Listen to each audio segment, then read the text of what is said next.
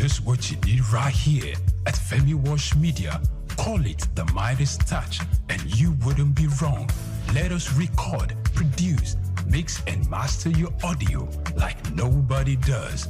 Reach us on our contact today for the best quality job. My name is Becky Elijah. I'm from UBA, so keep watching SOUQ News. Hello, my name is Emmanuel. Keep watching SOUQ News. Esther Ashimi, keep watching SOUQ News. Keep watching SOUQ News.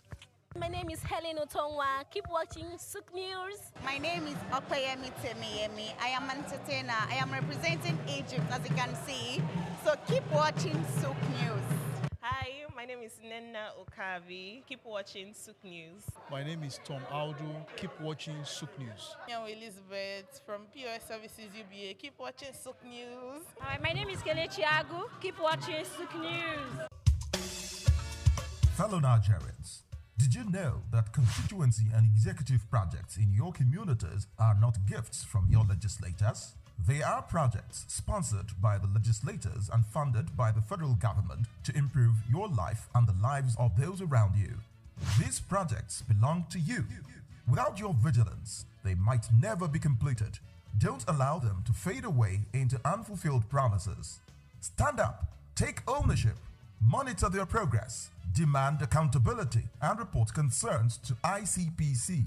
Call our toll-free line now on 0800 2255 4272 or WhatsApp only on 0806 656 4726. This message is brought to you by the Independent Corrupt Practices and Other Related Offences Commission (ICPC) with support from MacArthur Foundation and the Center for Democracy and Development in Africa (CDD).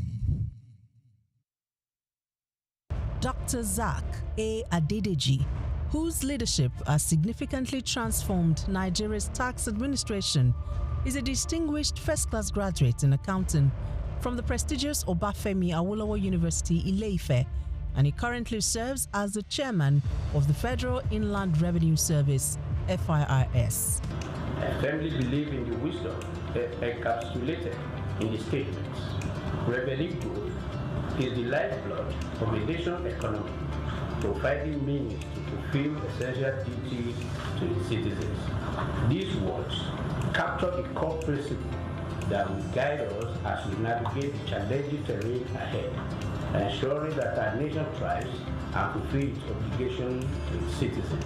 In our pursuit of greater fiscal future, we are determined to align ourselves with President Bola Tinubu's Extreme Fiscal Policy and Tax Reform Committee. This collaboration will enable us to shape the prosperous fiscal landscape that will empower our nation's growth and development. Born on January 8, 1978 in Ogbomoso, Oyo State, Nigeria, Dr. Adedeji is an accomplished accountant and public officer with extensive expertise in corporate taxation and public finance. His journey in public service began in 2011 when he was appointed as Commissioner for Finance in Oyo State.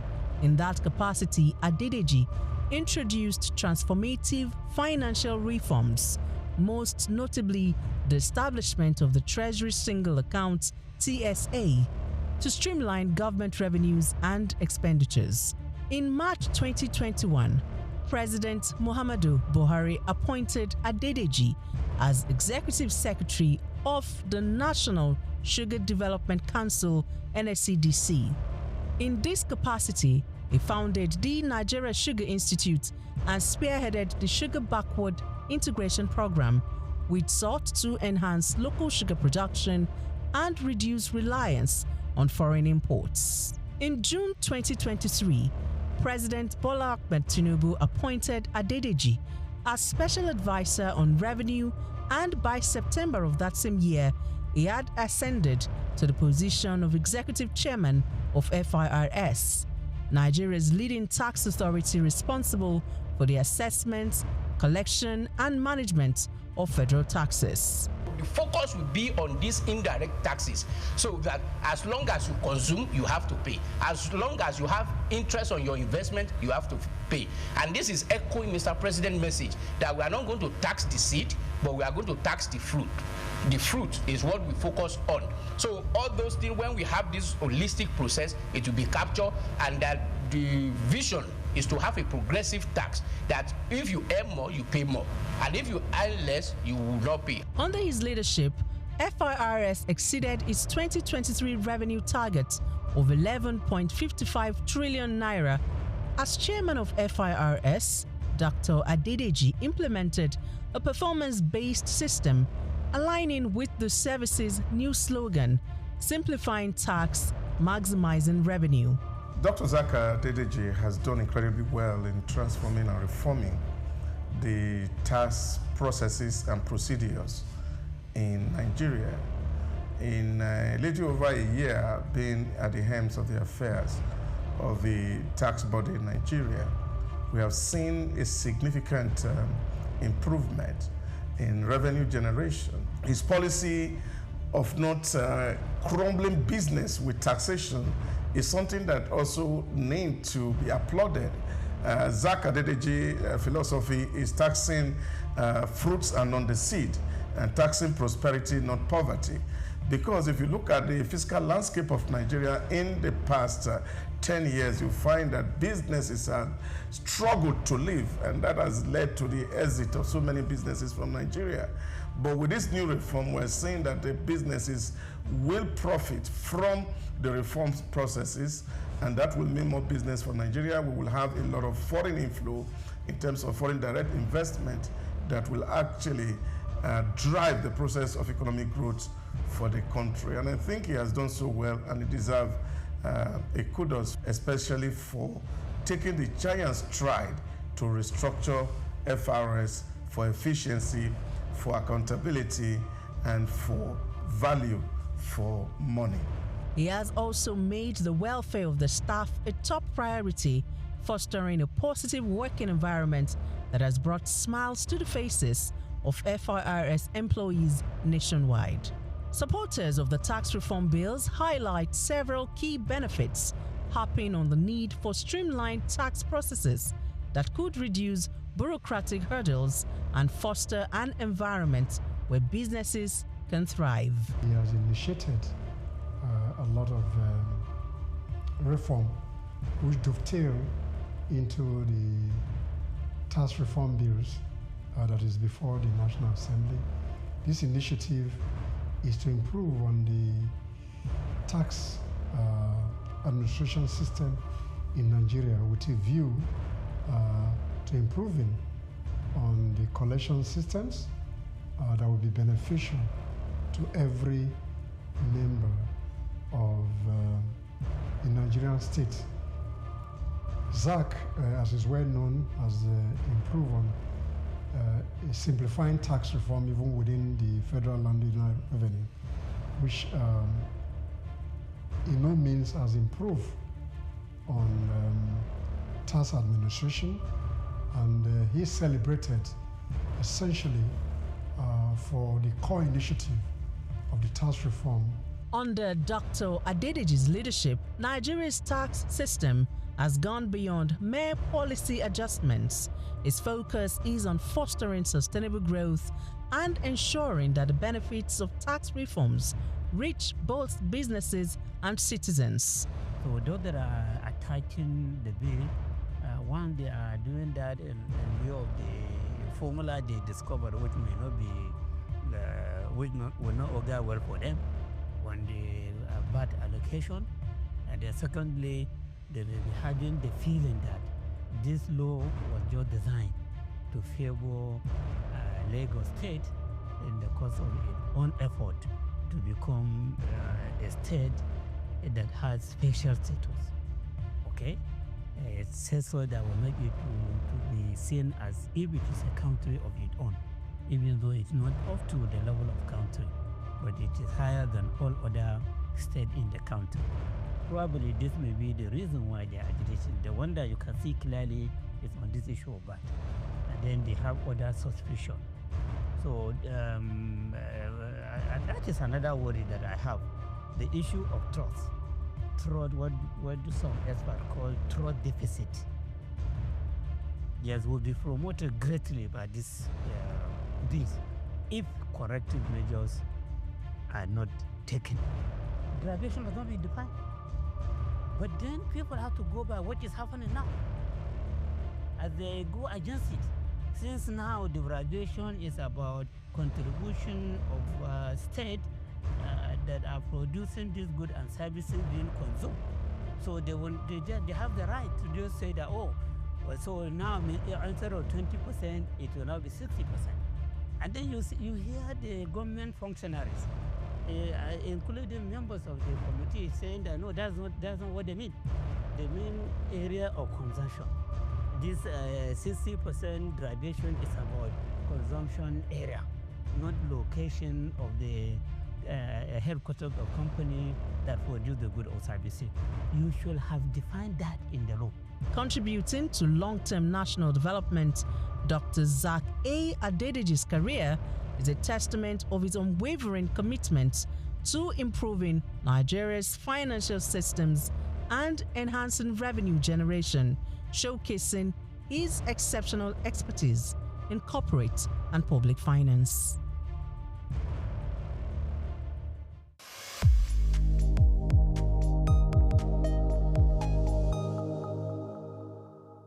Skincare from the inside out. Because beautiful skin isn't just about what you put on, it's about how you care for your whole body. Hello, my name is Emmanuel Olise, and this is SOUQ Health Tips.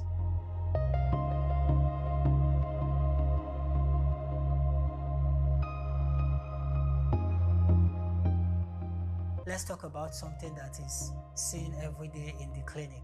People investing in expensive skincare products but overlooking one major factor: internal health. The truth is, your skin reflects what's going on inside your body. As a medical personnel, I can tell you that achieving clear, radiant skin starts far beneath the surface. Number one, nutrition matters more than you think.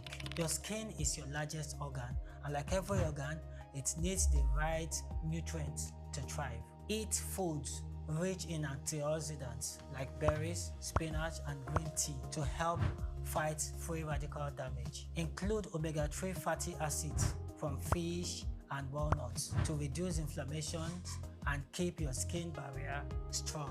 Limit refined sugars and processed foods, which can trigger acne and accelerate aging through a process called glycation. 2. Hydration is skin deep. When your body is dehydrated, your skin looks dull, dry, and tired. Drink at least 2 to 3 liters of water daily and eat hydrating foods like cucumbers, oranges, and watermelon. Pro tips: if your lips are constantly dry or your inner under eyes are creased, it may be a hydration issue, not just a skincare one. 3. Prioritize quality sleep. While you sleep, your skin goes into repair mode, producing collagen, regenerating cells, and balancing oil levels. Aim for 7 to 9 hours of uninterrupted sleep. Poor sleep increases cortisol level, which can lead to breakouts, sensitivity, and early aging. 4. Watch your stress levels. High stress equals to high cortisol. Cortisol triggers oil production, inflammation, and skin flare-ups like acne, eczema, and psoriasis. Practice daily stress relief breathing exercises. Short walks, journaling, or digital detoxes can all help calm both mind and skin. 5. Support your gut health, because the gut-skin connection is real. An unhealthy gut can lead to inflammation that shows up on your skin as acne or dullness. Add probiotics. You get your probiotics from your yogurt or supplements, and prebiotics from garlic, onions, and oats to nourish your microbiome. Bonus: skincare products still matter, but they work best on a healthy foundation. Yes, your cleansers, moisturizers, and SPF are important, but they can't fix what poor diet, dehydration, or stress are damaging from the inside. In summary, if you want healthy, glowing skin, treat it like a system, not just a surface. Nourish your body, sleep well, stay hydrated, manage your stress, and then invest in a good skincare routine. Beautiful skin is a lifestyle, not just a product. I'm Emmanuel Olise, and this is SOUQ Health Tips. Remember, your skin listens to everything your body tells it. So let's speak health from the inside out.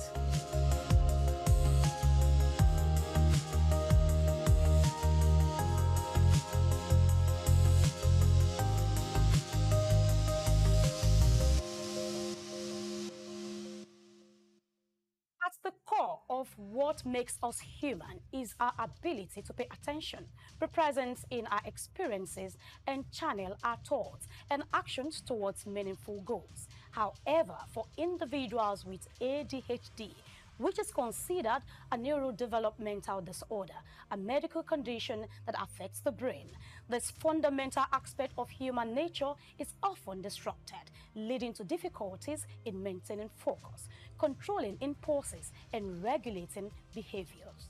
Hyperactivity disorder is a neurodevelopmental disorder that occurs in children and adolescents. It's a problem that has to do with brain development and the brain function. And the ADHD symptoms range from inattention, impulsivity, and hyperactivity. They may be very restless, fidgeting, and they're always on the move. And sometimes they may be climbing, jumping from here and there. They may injure themselves in the process. Attention Deficit Hyperactivity Disorder, ADHD, is one of the most common mental disorders diagnosed in children, though it can persist into adolescent and adulthood.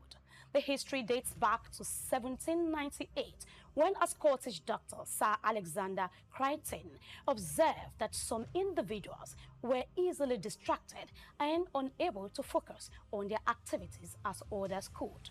He noted that these symptoms often began early in life, which is consistent with what we now recognize as ADHD. The disorder typically manifests between the ages of 3 and 6, with symptoms such as difficulty in focusing, excessive movement inappropriate to the setting, and impulsive actions occurring without forethought. This ailment affects people of all ages, though most commonly diagnosed in children. The average age of onset is around 7 years, with symptoms significantly impacting various aspects of life. Approximately 5 to 10 of children worldwide are affected, with the highest prevalence rates observed in Africa at 8.5% and South America at 11.5%. Variations exist across different countries, with lower rates in Japan and Finland and higher rates in Jamaica and Thailand. In the United States, about 7% of children are diagnosed with this disorder, reflecting an average of prevalence globally. Differentiate between ADHD and other neurodevelopmental disorders. It starts with comprehensive assessment. When I talk about assessment, I mean assessment by child psychiatrists, assessment by child psychologists, and other professionals in the mental health team. And of course, there are some basic symptoms that are very clear and obvious. The clinical presentation, when you see a child that is hyperactive, that is impulsive, that is inattentive, that itself can give you a clue that that child may be having ADHD symptoms. And again, you also take further history. You may need to take, if there's a family history of ADHD in the setting, because if there's a family history of ADHD, the child may come out with ADHD in the nearest future. Individuals affected faces challenges that extend into academic performance, work or personal relationships, and social domains. Some of the signs include constant fidgeting, impulsiveness, and difficulty completing tasks, alongside emotional struggles such as mood swings, low self-esteem, and frustration. The diagnosis is made following a comprehensive assessment, and you also do some basic psychological investigations, and of course, by combining the report from the child psychiatrist and the child psychologist, you'll be very comfortable to make a diagnosis. And of course, I must say that there are some childhood disorders that may mimic ADHD, like learning disability, like autism spectrum disorders. But the symptoms of ADHD are so very obvious that when you see a child that is hyperactive and oftentimes restless, oftentimes impulsive and unable to follow instructions, that should give you a high index of suspicion that that child may be struggling with attention deficit hyperactivity disorder. While it's not a physical ailment like a broken bone, it is a real condition that is frequently accompanied by other conditions such as major depressive disorder, anxiety, substance abuse, learning disabilities, conduct disorder, and oppositional defense disorder, which complicates the management and treatment of the disorder. Treatment for ADHD typically involves a combination of medical, therapy, and behavioral interventions. Stimulants are also the most commonly used, with 70 to 80% of children experiencing symptoms relief. Cognitive behavioral therapy, anger management, and family therapy are key in managing symptoms, along with educational interventions that enhance coping strategies and organizational skills. While these treatments help manage ADHD, they do not cure it, highlighting the need for ongoing support and personalized care. Attention Deficit Hyperactivity Disorder, ADHD, is a complex condition with far-reaching effects on behavior, cognition, and emotional well-being. Continued research and effective treatments are vital in helping those affected lead fulfilling lives and contribute meaningfully to their society. Grace Komolafe, SOUQ News TV.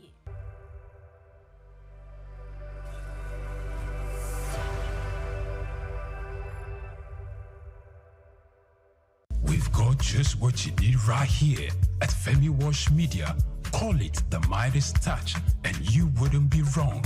Let us record, produce, mix, and master your audio like nobody does.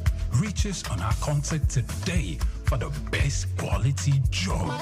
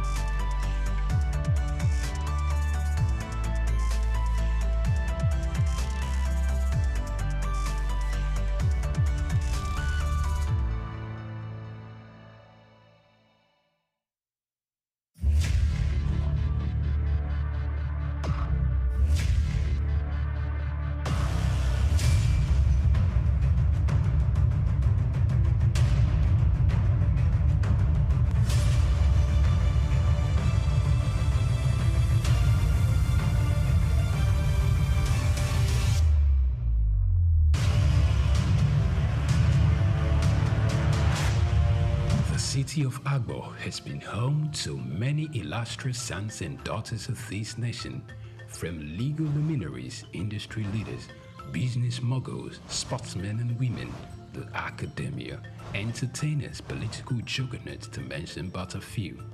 Because of its peculiar location, connecting the southeastern to northwestern Nigeria, it is a melting pot of both commercial and agricultural services, with a diverse population of residents and settlers.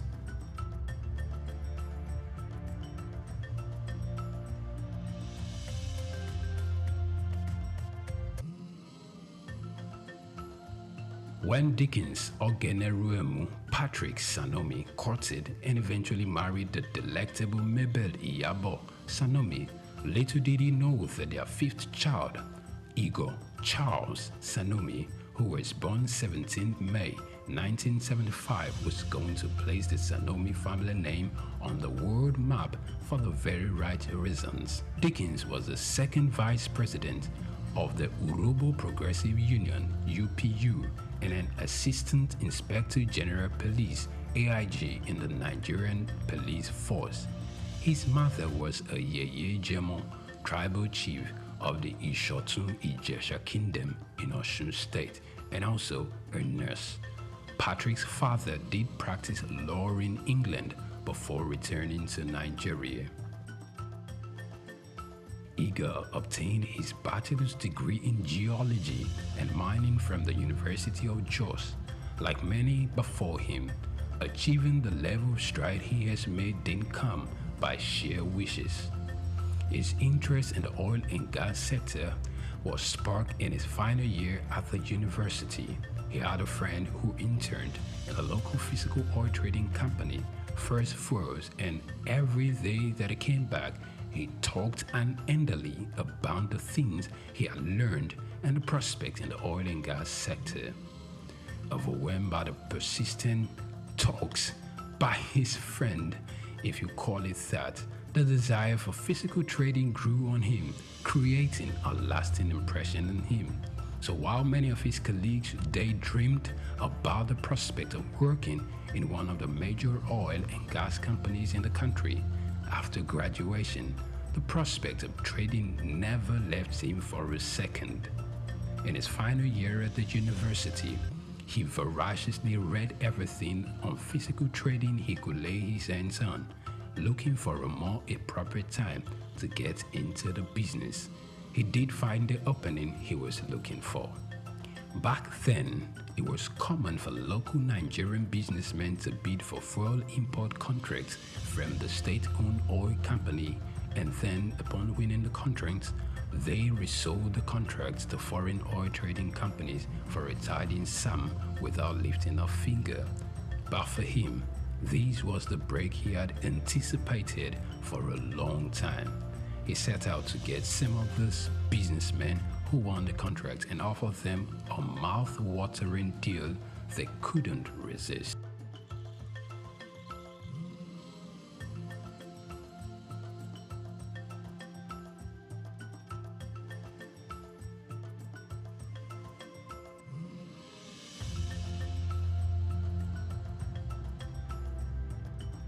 Igor is the founder of Talaveras, a $2 billion company. Now, if you heard his feat, you would have thought it was but a walk in the park. But if only you look closely, you will know it is far from that. Talaveras at its prime moved more than 170 million barrels of crude oil and oil products yearly, and has upstream and downstream assets in a number of African countries. For many who are close to him, Igor is rather media shy. The company in 2008 began to appear on the radar of the most Nigerians when it stated that its offshore trading arm hit a turnover exceeding $2 billion in 2005. During the oil bidding round organized by the Ministry of Petroleum Resources, Talaveras won 2 oil blocks. Then, following a crude swap arrangement with Duke Oil Incorporated, a subsidiary of NNPC, Talaveras also benefited. In the same vein, Talaveras in 2013 acquired a stake in the 900 megawatt Afam power plant in Rivers State. Additionally, in 2014, the company invested a minority stake in the IATO consortium that acquired prolific OML-29 from Shell. Local companies that had the capacity to engage in the oil sector were strongly encouraged to participate in the bid for government tenders. In April 2022 of 2010, the Local Content Act became law and Talaveras met the criteria. True to his nature, he expressly said that he had never at any point obtained any contract through dubious means. With nothing left but faith, hope and trust in the future, he could plunge ahead after he failed to make the list of successful bidders for the 2017/2018 crude oil term contract when it was announced in January 2017. This was one of the unsavory moments in his career. When Talaveras didn't get renewal of its crude for products exchange, which it had operated for 3 years by the then President Goodluck Jonathan's administration, this dealt a big blow to Talaveras because it had earlier entered forward contracts and based revenue projection models on it. Many who long awaited its fall thought long and hard how Talaveras was going to replace these revenue streams. But like a phoenix from the ashes, Talaveras rose to the occasion by going back to the drawing board to re-strategize. It structured and engaged its international creditors. This led to matters assuming a legal configuration, and there were many out-of-court resolving of matters. He admitted to Talaveras having gone through a series of challenges, also that his affairs in Nigeria have been largely misunderstood by many. For those who have wondered what else this driven young man invests his time in when he's not transacting business deals, it definitely is something that gives him fulfillment beyond pecuniary gains: philanthropy. In 2011, he founded the Dickens Sanomi Foundation, DSF, in honor of his father. This foundation supports people in education and health across the length and breadth of Nigeria. Also, it supports autism awareness initiatives and donates to humanitarian disasters across Nigeria and Africa, donating millions of dollars every year in the support of these endeavors. Owing to his selfless behavior, he's been recognized twice by renowned institute, Choiseul, based in France, topping the ranks of the Choiseul 100 economic leaders under 40 who will play a vital role in the economic development of Africa. For a man renowned for pushing his limits, one would have thought he was everywhere in the eyes of the public, but the reverse is the case for Igor, who is notoriously known for staying away from the spotlight.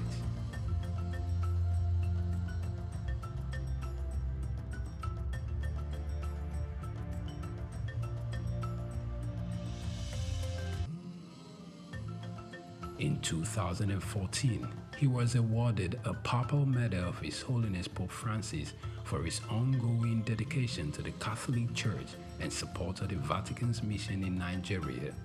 He donated to cancer research through the Bobby Moore Fund for Cancer Research in the UK to help fund prostate cancer research. This earned him the Martin Luther King Jr. Award, which was held in Washington, D.C. in 2016. More recently, he founded the inaugural Touch a Life Today campaign launched by the Global Initiative for Peace, Love and Care, GIPL, across 3 states in Nigeria, with the goal of reaching 1,000 vulnerable patients who cannot pay their medical bills. The campaign ended on 17th May 2017. Sanomi is working on restructuring his business alongside the trading arm, which is led by the CEO, Marcio Beavalon, a former royal executive with 35 years work experience, and William Brock Tupeni, another seasoned upstream executive, formerly with the Petrofac. Igor remains committed to growing his business ventures across Africa. Igor Charles Sanomi.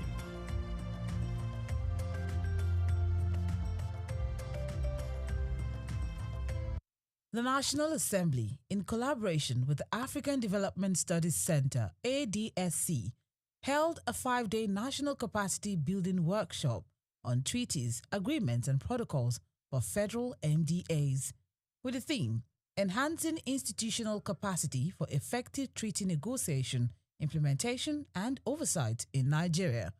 Honorable Barrister Rabiu Yusuf, Chairman of the House Committee on Treaties, Protocols, and Agreements in the 10th Assembly, highlighted the importance of strengthening the skills of key government officials in treaty processes. At this particular moment of our country, we need a situation whereby all the stakeholders involved in external engagement with other countries, particularly state and the federal governments, and mostly MDAs of the at national level, to ensure that they are aware, they know what it takes, they know how it will be, and they know what it takes to ensure the institutionalized democracy and the legal approach as far as ratification, engagement, domestication of treaties. That is why the 10th National Assembly, under the able leadership of the Right Honorable Speaker Tajuddin Abbas, mandated our committee, pursuant to Section 12 sub 2 of the Constitution, that we should reach out to all necessary stakeholders who are personally stakeholders on this engagement to ensure they know how it takes and they know how to execute it. Basically, that's the reason we are conducting this exercise. Actually, I think there is no point for me to deliver my remark at this time, because I'm very much aware that my remarks have been delivered yesterday in extension.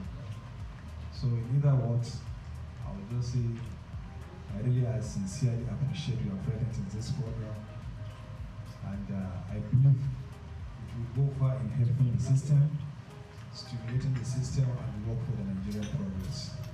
So I wish you a fruitful discussion and a successful outcome. Thank you very much. The major challenge, everybody is going silo, in the sense that we are not trying to bring ourselves into the same table to ensure that before you find any entity, be it state, local governments, or federal entity, as far as engagement is concerned with other outside world, you need to know there are provisions of the Constitution which you need to comply. Failure to comply with that provision of the Constitution, whatever you do, it will go to a nullity, invalid, and is inconsistent with the provisions of the Constitution. And to the extent of that inconsistency, it is null and void, of no effect whatsoever. So we're trying to avoid this scenario whereby at national level or at international fora, Nigeria will be embarrassed because the stakeholders, the principal actors, they didn't even know what they are doing. So that is why we decided at this particular moment, it is rife and necessary to ensure that we engage with unnecessary stakeholders. That is the basic reasons for engaging these activities. Actually, I recommend their effort to any other entity, because if you can see, most of them, they are legal luminaries. They know their audience, they know what they are doing. So I really appreciate, they did a very wonderful job. And I sincerely appreciate, that's the main reason that I say I need to be here in Lagos, at least to supervise the happening in Lagos. And I'm impressed. Engagement with outside world, it is two ways. It is going to be either bilateral or multilateral. So with this kind of workshop, or with this kind of discourse, we believe the principal actors will now know what it takes to enter a treaty. And if they comply with what they are taught in this session, if they advise their principal when they go back to their respective MDA on the right way to go, I believe most of the treaties will be legally binding in Nigeria, provided they follow the procedure laid down by the Constitution. The future is bright, and the future, we will ensure in the future that all the treaties, all the agreements, all the international protocols are being observed to the latter, are being protected and enforced as it is enshrined in the Constitution. And with this kind of workshop, we believe we will create a series of avenues whereby we will engage other parties, other necessary stakeholders. We just set the ball rolling, and we will be there, inshallah. Also sharing insights on the workshop, the clerk of the House Committee on Treaties, Protocols and Agreements discussed the value of the training in improving the understanding and application of international agreements across MDAs. He noted that the engagement served as an eye-opener, equipping participants with tools for more effective negotiation and oversight. I'm a Nigerian, I'm a citizen of Nigeria, and I want Nigeria to benefit from its interaction with the international community, and it starts from things like this. For us to be able to interact well, we need to know what it entails to engage in the international community. When we are talking about treaties, what does it entail to enter into treaties? How do we do that? How do we negotiate? How do we implement? How do we oversight as a parliament? So it is my duty as a clerk of the committee to advise the chairman and the committee members on how to go on all these issues. And also very instrumental to the organization of this workshop today. Our partners, the facilitators, are very, very excellent. We appreciate them. And it's also a collaborative effort between us and them. And so far, so good. What we have ensured so far has been fantastic. The participants are very, very impressed. I myself am impressed. And I also, there are some things I'm taking home. For instance now, Nigerians used to think before that our negotiators who negotiate treaties will just go abroad, go on tea party, shopping, but it's not more the case. By what I'm seeing here now, I can see experts, technocrats who know their honors, who take the bull by the horn and do what's supposed to do. That one has been established. Even our facilitators can attest to that as well. Another thing is that the quality of ideas being shown and being given us here is very, very apt to our situation presently, so that we can apply in our situation in Nigeria. And going forward, if this lesson continues, it's going to impact a lot, because the MDs, many of the MDs are here, even state governments, like Kogi State Government is here, the SSG is here, the Attorney General of Plateau State was also here, and also some top directors in the federal MDA, they are here. So it's a high-class, high-level engagement workshop. We are in a political environment, I must tell you that. But we, technocrats, are supposed to be the advisors and movers of policies. So they don't need to bend. They need to stick to the rule. Then I also to advise our government, our leaders, that as well as they are making policies, they should also consider the benefits, the interest of the country, not just politics. They should not play politics with it. They should consider the interest of the country first, and also the people. It's an appeal that everybody that has a responsibility to do, either in the public service, or in private sector, in government, do your responsibility as much as you can, in a good faith, in sincerity. Don't put your personal interests above national interests. Ladies and gentlemen, good afternoon. It is my pleasure to be here to make a closing remarks on behalf of His Excellency, the Right Honorable Speaker, 10th National Assembly, Right Honorable Patrick Abbas. He has mandated me to deliver this goodwill closing remarks.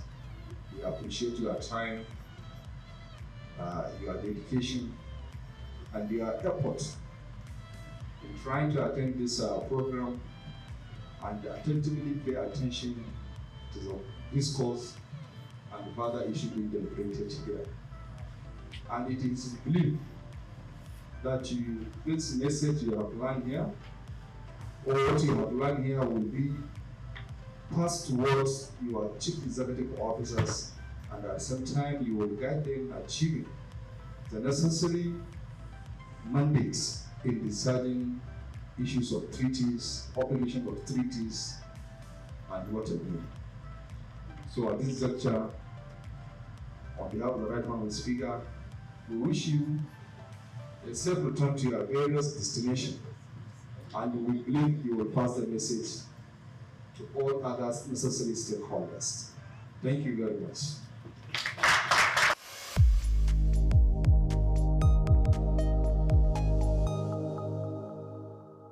A startling new report by the African Cities Research Consortium, ACRC, has pulled back the curtain on the deepening distortions in the Lagos housing market.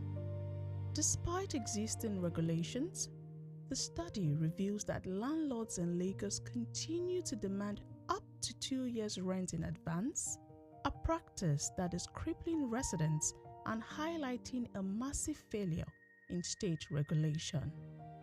The 73-page document titled The Lagos City Report paints a troubling picture of a housing system under extreme strain. It exposes widespread irregularities and alleged corruption in the allocation of government-built housing, where affordability and access remain persistent challenges.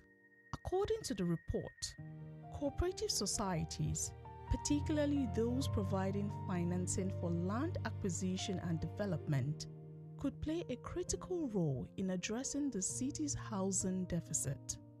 However, much of the current housing stock is of poor quality and weakly complies with building standards. The barriers to entry are high. Construction costs, expensive land registration fees, and professional fees are ultimately passed on to buyers, making home ownership an unattainable dream for many. Furthermore, the report underscores the near absence of accessible mortgage options for low-income earners. Beyond affordability, the city faces escalating environmental risk. As a low-lying coastal city with poor drainage, Lagos is highly susceptible to flood threats linked to climate change. Currently, an estimated 18% of the state is vulnerable to flooding, putting waterfront and coastal communities at heightened risk of both environmental hazards and forced evictions. At the launch of the report, the Vice-Chancellor of the University of Lagos, Professor Folashade Ogunshola, emphasized the need for collaborative action. She noted that the study examines the city's unique political structure and its influence on development outcomes. Professor Ogunshola identified major concerns, including 1. High housing cost, 2. Inadequate flood protection, 3. Persistent infrastructure gaps in electricity, water supply, and roads, and lastly, rising inequality and security concerns. Reaffirming the university's commitment to research and innovation, Professor Ogunshola urged stakeholders to work together to make Lagos more sustainable, inclusive, and resilient. Echoing these sentiments, Professor Taibat Lawanson, City Management Associate at ACRC and one of the report's authors, described the work as both functional and insightful. Lawanson explained that the report adopted what she called a solidarity-driven approach, highlighting efforts by public institutions and security agencies to better map informal settlements. With increasing migration into Lagos, she noted that attention must now expand beyond the urban core to include rural areas and other underserved communities.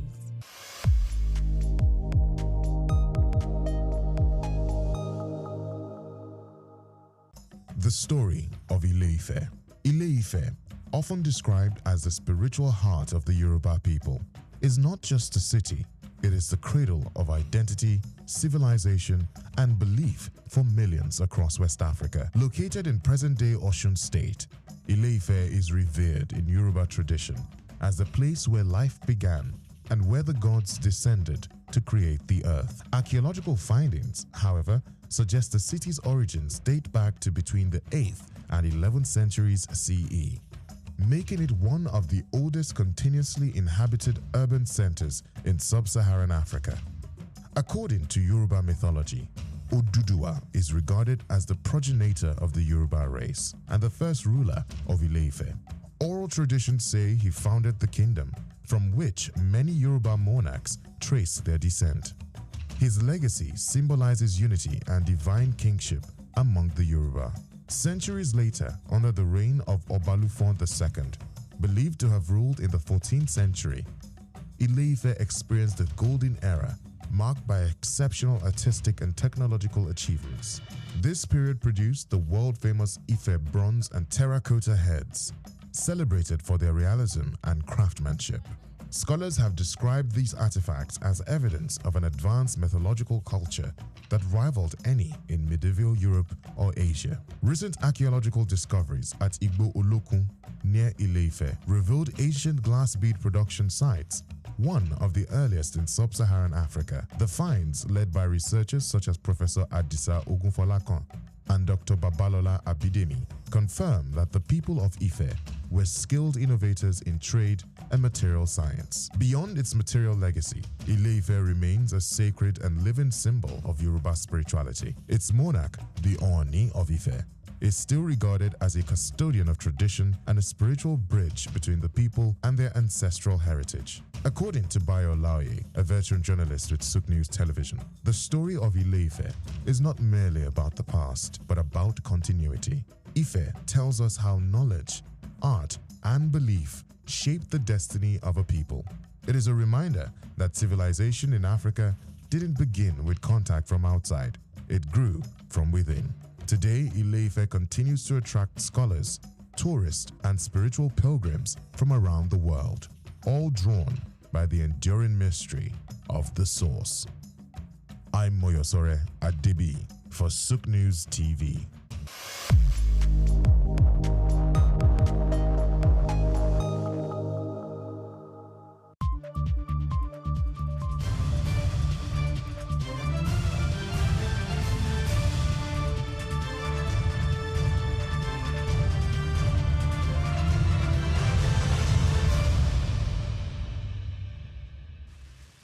Hello and welcome to SOUQ Business Landscape, where we go beyond the headlines to understand what happened, why it matters, who stands to benefit, who could be affected, and what comes next. I am Olumide Shokoya. Now, coming up shortly on SOUQ Business Landscape, the Nigerian states record a 34% jump in internally generated revenue to 2.43 trillion naira. But as government collects more, our citizens getting better value for their money. States also spend more than 512 billion naira on government houses, governors' offices, travel, and transport. Where are public funds really going? Now, the Dangote refinery raises petrol price from 1 to 1,200 naira per litre. So what does this mean for transport fares, businesses, and household costs? Nigeria seeks stronger cooperation across Africa's borderland. Now, can better border management boost security, trade, and regional development? Also, Ghana says it is ready to supply electricity to Nigeria. Could regional power trading help close Nigeria's electricity gap? Also, human rights lawyer Femi Falana criticizes the NBA over its invitation of former Liberian President George Weah. Now, what does this controversy say about judicial independence and professional accountability? And Atiba University students protest over a 10-year moratorium on its law program, as the university's deputy vice chancellor describes the protesters as intellectually bankrupt. What does this dispute mean for students, the university, and the future of legal education? All these and more coming up shortly on SOUQ Business Landscape after this break. Stay tuned.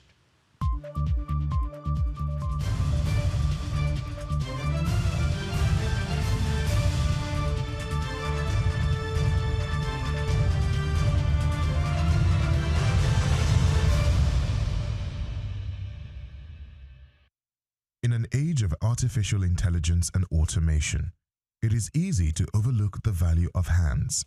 Yet in Ghana, hands still build nations.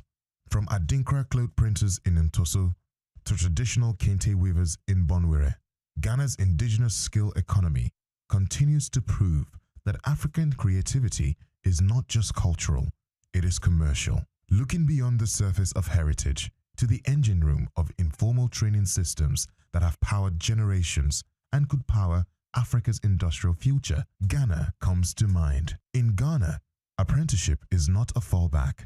It is the main highway for millions of young people who are learning practical trades like metalwork, leatherwork, carpentry, fabric dyeing, and advanced tailoring. According to the Ghana Statistical Service, more than 80% of artisans are trained informally, yet they contribute significantly to the GDP. This is not unique to Ghana. From the woodcarvers of Kenya to the bronze casters of Nigeria, Africa is a continent of craftspeople. But Ghana offers a model where traditional skill acquisition meets modern enterprise development. Institutions like the Council for Technical and Vocational Education and Training, COTVET, have begun integrating indigenous knowledge into formal systems, developing a dual-track model that combines age-old methods with certification, mentorship, and business incubation. As Africa looks for solutions to youth unemployment, the answer may not lie in importing Western education models, but in elevating what we already have. Imagine if every African country invested in formalizing informal skills, adding value chains, technology, and access to export markets. The challenge, as always, is perception. We must stop seeing artisanship as inferior. Ghana is showing that welding can build wealth and textile design can drive trade.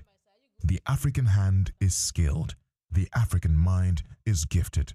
What remains is for policy and investment to catch up with potential. In Ghana's apprentices, they don't just see workers, they see a future workforce Africa can proudly call its own. I'm Moyosore Adebi for SOUQ News TV.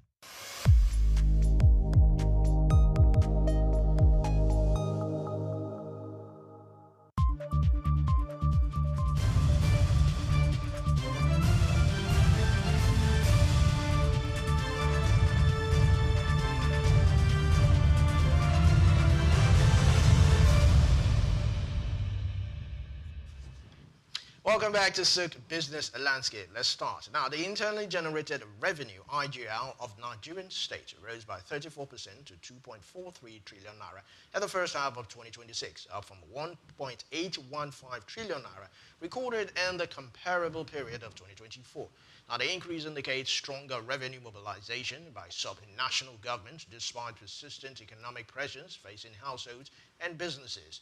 Higher internally generated revenue could provide states with greater resources to fund infrastructure, healthcare, education, and other public services. However, the growth also raises questions about the source of additional revenue and its impact on taxpayers, particularly households already dealing with elevated living costs.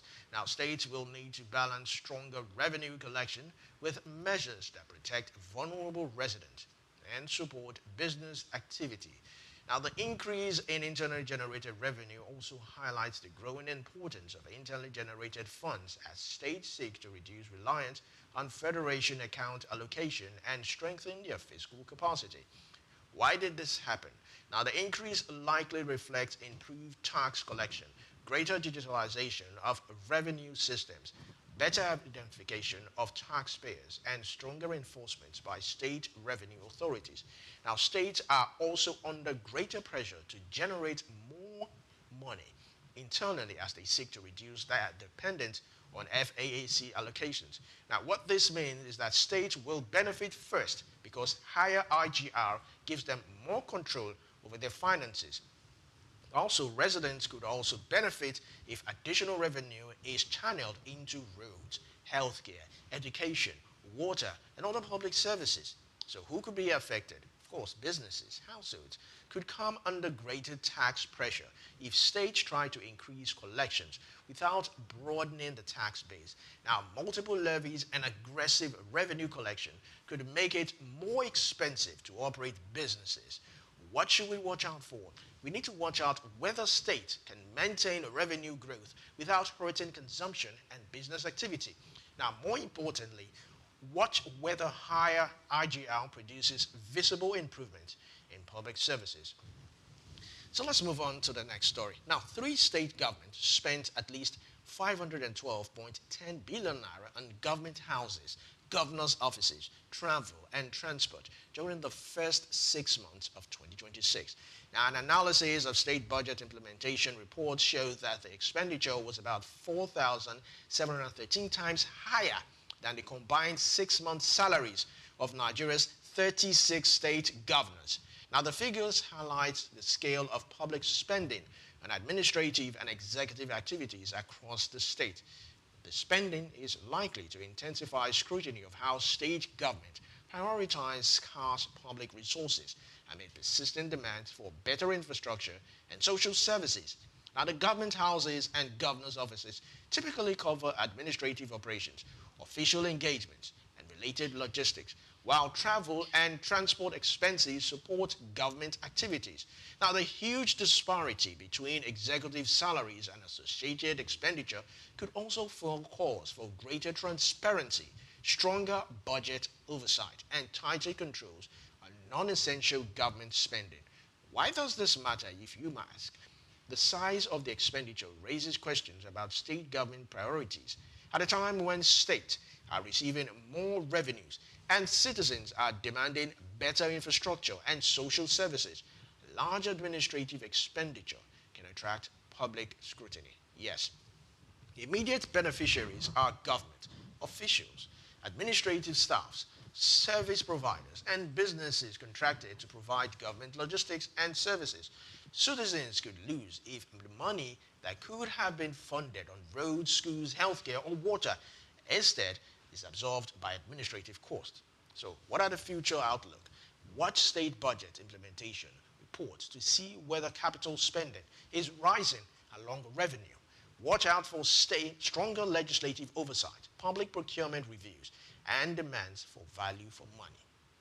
We move on to the next story, which has to do with petroleum. Now, Dangote Petroleum Refinery and Petrochemicals has increased its gantry price for premium motor spirit, PMS, from 1,185 naira to 1,200 naira per litre, effective August 26, 2026. The refinery announced the adjustment in an official communication to customers issued on Tuesday by its group commercial operations. Now, the revised pricing covers gantry and coastal deliveries from the facility. The increase represents a 15 naira per litre adjustment and could influence depot prices and cost of petrol across different parts of the country. Now, independent petroleum marketers may also review their selling prices depending on logistics, distribution cost, and prevailing market conditions. Now, the latest adjustment comes amid continuing movement in international crude oil prices and domestic fuel market dynamics. Also, consumers and transport operators are likely to monitor how the refinery price affects pump prices, transportation costs, and household expenses in the coming days. Now, the adjustment comes against the backdrop of movement in international crude oil prices and changes in domestic fuel market. Now, even local refineries remain exposed to the cost of crude logistics, financing, and distribution. Refiners and marketers could benefit if higher price improves their margins. Now, the government also benefits indirectly from a more viable domestic refinery industry that reduces dependence on imports. So who is most affected? Of course, consumers, commercial transport operators, logistic companies, businesses that depend heavily on petrol. Higher fuel costs can feed into transportation, food distribution, operating expenses. So what should we watch out for? We need to watch out for depot and pump prices over the next few days. Also watch international crude prices, the Naira-dollar exchange rate, and whether marketers pass the higher gantry price directly to consumers. The next story, the National Boundary Commission has called for stronger collaboration among government, academia, border communities, and development partners to address emerging challenges confronting Africa's borderlands. Now, the Commission made the call as a major partner of the Association of Borderlands Research Network 2026 International Conference, which focuses on attention on issues affecting communities along national borders. So now, stronger cooperation could improve broader governance, promote development, and address challenges including insecurity, cross-border trade, and limited infrastructure. Now, the Commission's position also highlights the importance of involving border communities in policies that directly affect the livelihoods and movement. Collaborations with academic institutions could further support evidence-based policymaking by providing research and data on changing border dynamics. Also, development partners, meanwhile, could help finance infrastructure and social programs in underserved border areas. Now, the initiative underscores the need for African governments to treat borderlands not only as security zones, but also as important centers of economic activities and regional integrations. Border areas are not just security zones, they are also centers for trade, agriculture, transport, and migration. Weak governance in these areas can encourage smuggling, insecurity, and informal trade. border communities could benefit from better infrastructure, security access, markets. Legitimate traders would also benefit from more predictable cross-border commerce. Now, what are the risks? Poorly designed border policies could disrupt the livelihoods of communities that depend on cross-border trade. So security-only approaches could also push more economic activities into informal channels. So what should we watch out for? We need to watch out for new regional trade agreements, border infrastructure projects, joint security initiatives, and policies that make legal cross-border trade easier. We'll go on a short break, and when we come back, we'll continue with more stories. Stay tuned.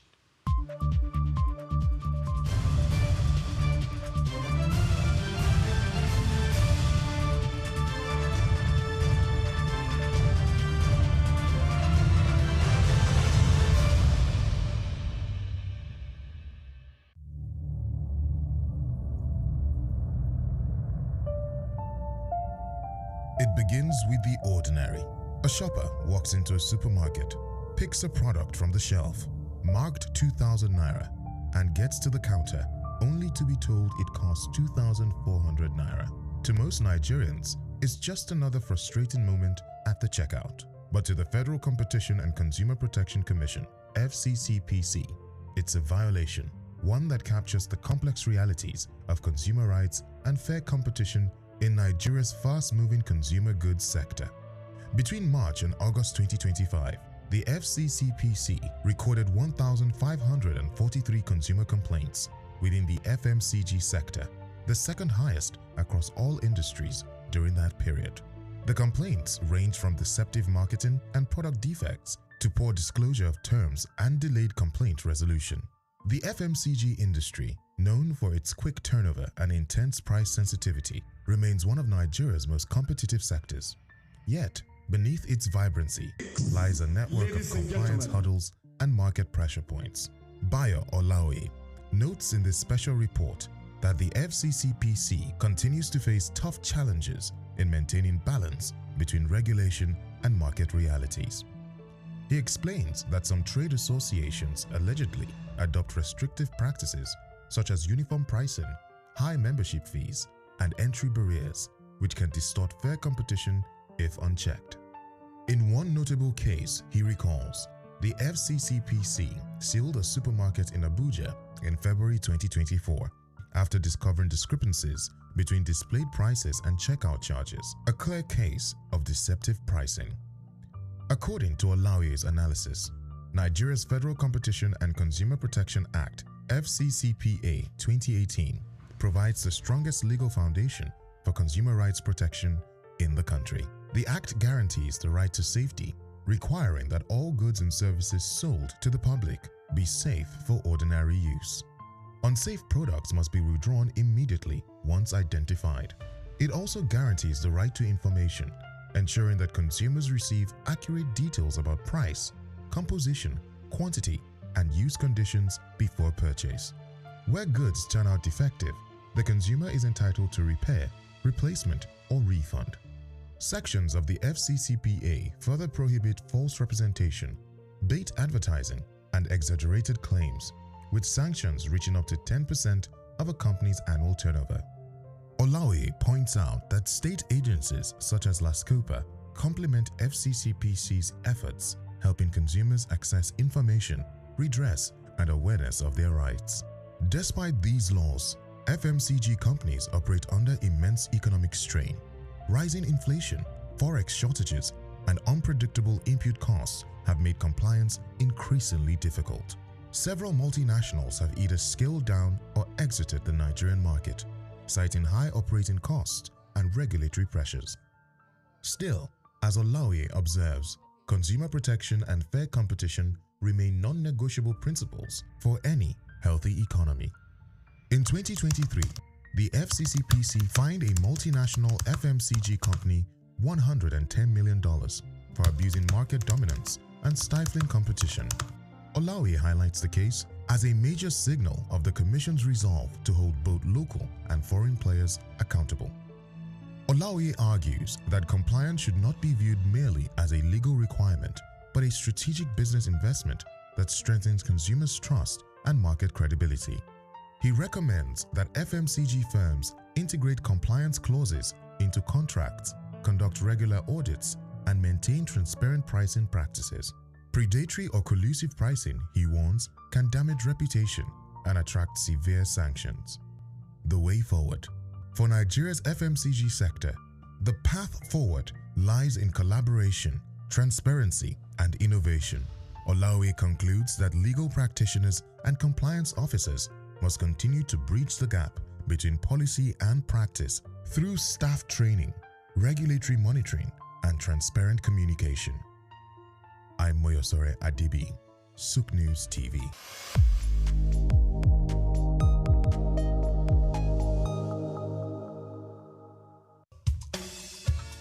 Fellow Nigerians, did you know that constituency and executive projects in your communities are not gifts from your legislators? They are projects sponsored by the legislators and funded by the federal government to improve your life and the lives of those around you. These projects belong to you. Without your vigilance, they might never be completed. Don't allow them to fade away into unfulfilled promises. Stand up, take ownership, monitor their progress, demand accountability, and report concerns to ICPC. Call our toll-free line now on 0800-2255-4272 or WhatsApp only on 0806-656-4726. This message is brought to you by the Independent Corrupt Practices and Other Related Offences Commission, ICPC, with support from MacArthur Foundation and the Center for Democracy and Development in Africa, CDD.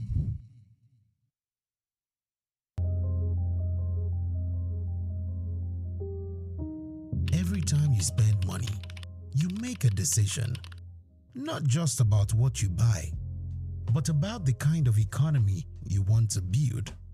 When you support a local business, you help create jobs, you help families earn, you help communities grow. Small businesses are the backbone of our economy. They reinvest in our neighborhoods. They create opportunity close to home. Before you click buy or choose where to shop, pause and ask, is there a local option? Because strong local businesses mean stronger cities. Stronger cities mean a stronger nation. Support local. Build the future. This message is brought to you in the interest of economic growth and national development.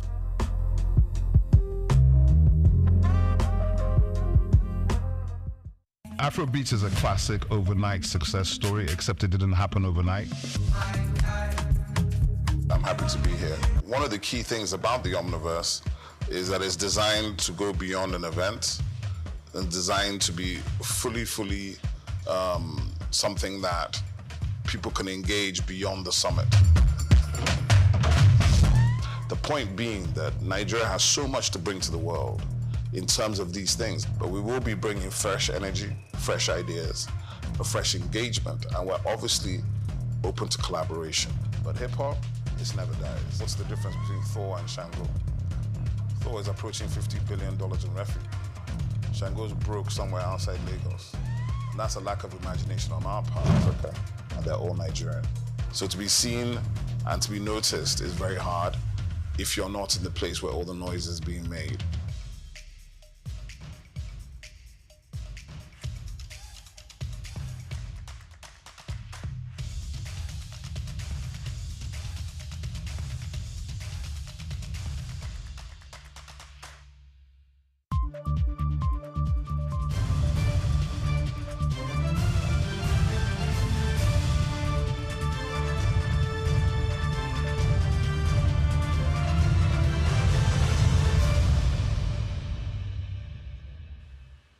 Hello and welcome back to SOUQ Business Landscape. Let's move on to the next story. Ghana's Energy Minister and Green Transition, John Abdullahi Jinapil, says the country is willing to begin supplying electricity to Nigeria as part of the broader push to strengthen regional energy cooperation. Now, Ghana already exports electricity to Togo, Benin, Cote d'Ivoire, and Burkina Faso, making Nigeria a major potential market for expanding its regional power trade. The proposed supply could strengthen electricity cooperation between West Africa's two largest economies, while providing Nigeria with an additional source of power. Now, it could also deepen the integration of regional electricity markets and encourage cross-border investment in transmission infrastructure. Now, for Nigeria, additional imports could help complement domestic generation and ease supply pressures if transmission capacity and commercial arrangements are adequate. However, now the success of the proposal would also depend on reliable cross-border infrastructure, pricing agreements, and the availability of surplus electricity from Ghana. Now, these developments highlight the growing importance of regional power trading in addressing West Africa's energy challenge. Nigeria continues to face a gap between electricity demand and reliable supply. Importing power from a neighbor could provide additional supply, while regional power markets develop. Households and businesses could also benefit if imported power improves supply reliability. Manufacturers and small businesses could particularly benefit from more consistent electricity. Ghana, on the other hand, could also benefit through additional export revenue, while both countries could gain from deeper regional energy integration. Now, the biggest question is transmission. Even if Ghana has surplus power, Nigeria must have the cross-border infrastructure and domestic transmission capacity to receive and distribute it. Now, pricing is another issue. Imported electricity must be affordable enough to deliver value without creating a new financial burden. So what should we watch out for? We need to watch out for a formal power purchase agreement, cross-border transmission investment, pricing terms, and the actual volume of electricity Ghana can supply. The bigger picture, this could be more than a short-term power solution. If properly developed, regional electricity trading could allow West African countries share power more efficiently, reduce generation gaps, and supply industrial growth across the country. Now, even as much as this is a welcome idea, I feel that Nigeria at this point should try as much as possible to cover all the leakages in whether it's transmission, whether it's distribution, or what it is. We are supposed to be generating about 13,000 megawatts of electricity, yet only about 4,000 to 5,000 is being transmitted or distributed to the end consumer. So we need to do more with this. We'll go on a short break, and when we come back, we'll continue with the program. Stay tuned.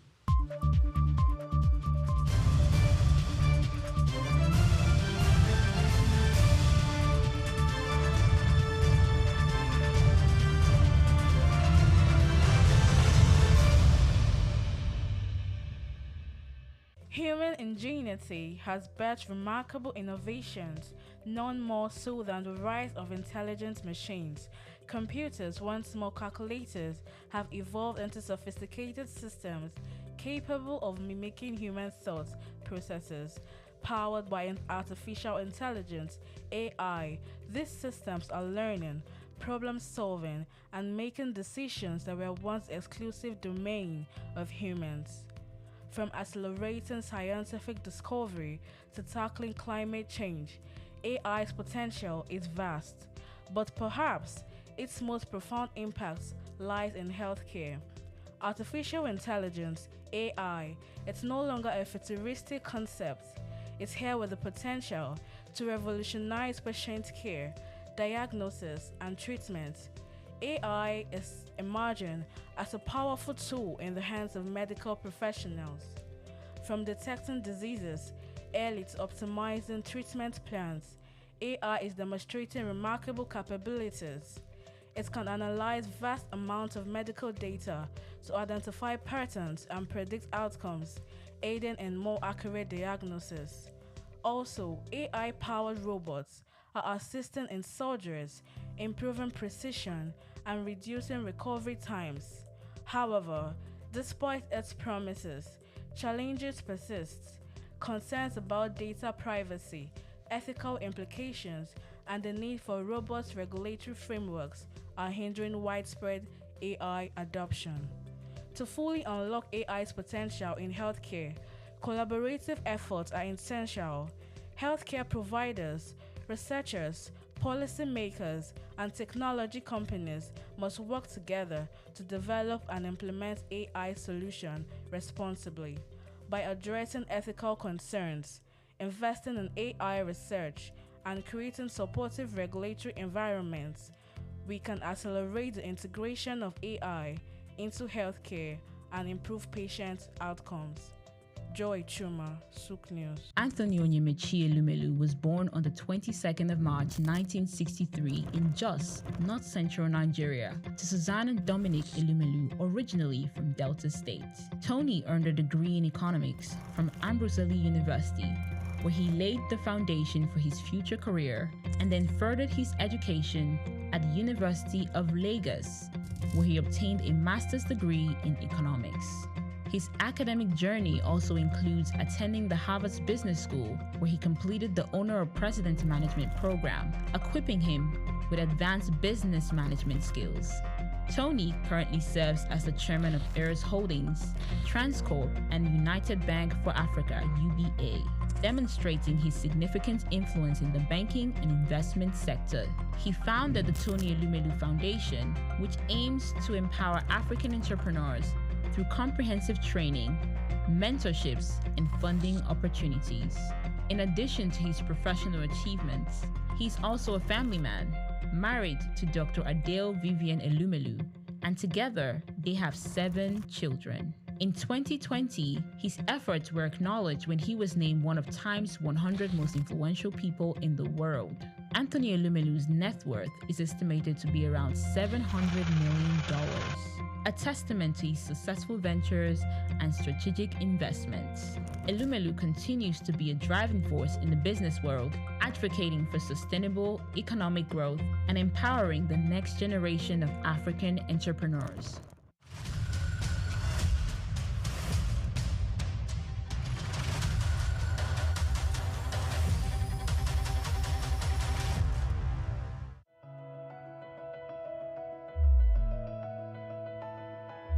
The economy is changing, technology is advancing, industries are evolving. The question is, are your skills keeping up? Today's job market rewards adaptability. New skills create new opportunities, and continuous learning increases earning power. Whether it's digital literacy, technical training, financial education, or entrepreneurship, investing in your skills is one of the smartest investments you can make. Because buildings and machines drive development, but skilled people drive economies. Learn more, earn more, contribute more. Empower yourself, strengthen the workforce, build the future. This message supports sustainable economic development.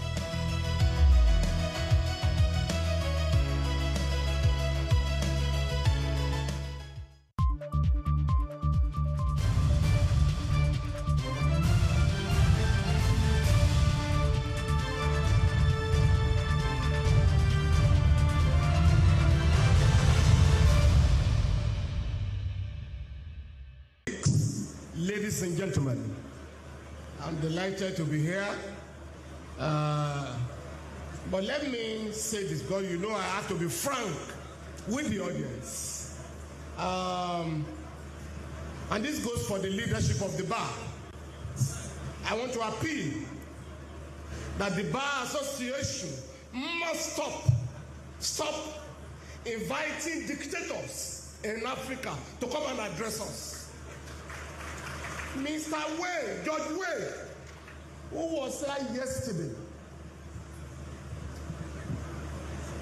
and was talking about the judiciary. In his country, his regime captured the judiciary to the extent that they had to contact some of us outside the country to get legal redress in the ECOWAS court. In the case of Mandingo, people of Mandingo against Liberia, people whose landed properties were seized during the war, the ECOWAS court gave them judgment.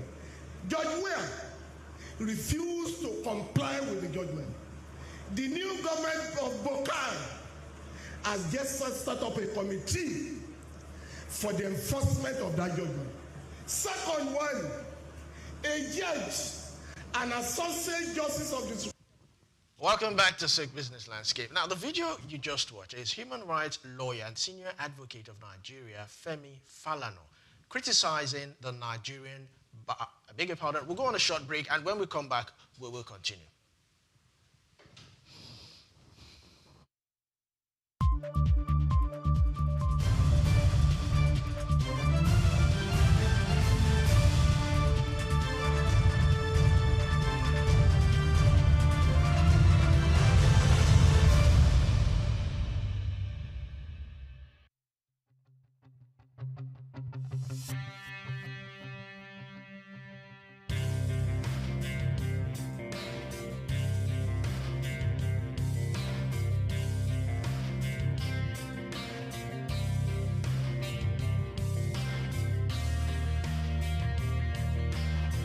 When you visit Lagos for the first time and Google fun or recreational places in the city, at the top of that list will be Freedom Park. Located in Lagos Island on Broad Street, Freedom Park over the years has become home to the Nigerian arts and the culture at large. From annual big shows like the Lagos Theatre Festival, celebration at the Lagos Poetry Festival, to local festivals that celebrate literature, music and arts. Freedom Park is one of the most visited recreational sites in Lagos, for both local and tourist people alike. A place to mingle, unwind, or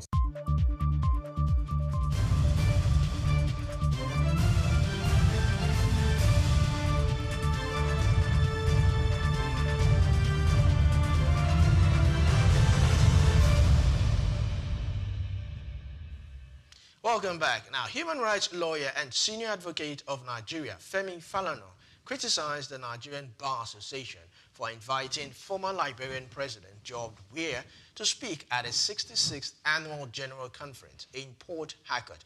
Now, Falana questioned the invitation, alleging that Weah's administration has undermined judicial independence in Liberia. Now, the controversy goes beyond one speaker. The NBA is a major professional body for lawyers, so its choice of high-profile speakers can send a message about the values and institutions it considers important. Judicial independence is central to the rule of law. So if courts are perceived as being subject to political pressure, public confidence in the justice system can weaken.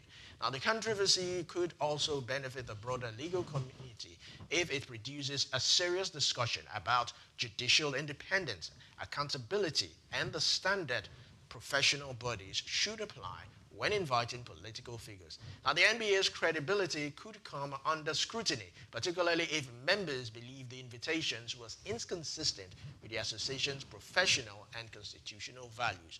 George Weah's public reputation and legacy as a former president, could also face renewed debate.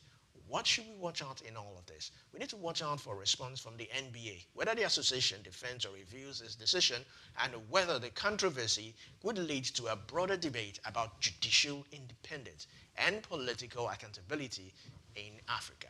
Let's move on to the last story. Now, students of Atiba University in Oyo State protested over a 10-year moratorium placed on the university's law program by the Council of Legal Education. Now, the university's deputy vice-chancellor described the protesting students as intellectually bankrupt, escalating the controversy between students and university management. Now, the moratorium was reportedly connected to concerns about facilities and compliance with requirements for legal education. The issue is particularly serious because a restriction on the program could affect their academic progression. Future professionals also. Now, qualifications and investments in their education. There is a little immediate benefit for students or universities from a prolonged dispute. However, if the regulatory issues are addressed, future students could benefit from a better resourced and fully compliant law program. Now, the Council of Legal Education also has an important role in ensuring that law students receive training that meets professional standards. Current law students are the most directly affected. they could face delays, uncertainties, and additional cost if they have to transfer or seek alternative pathways.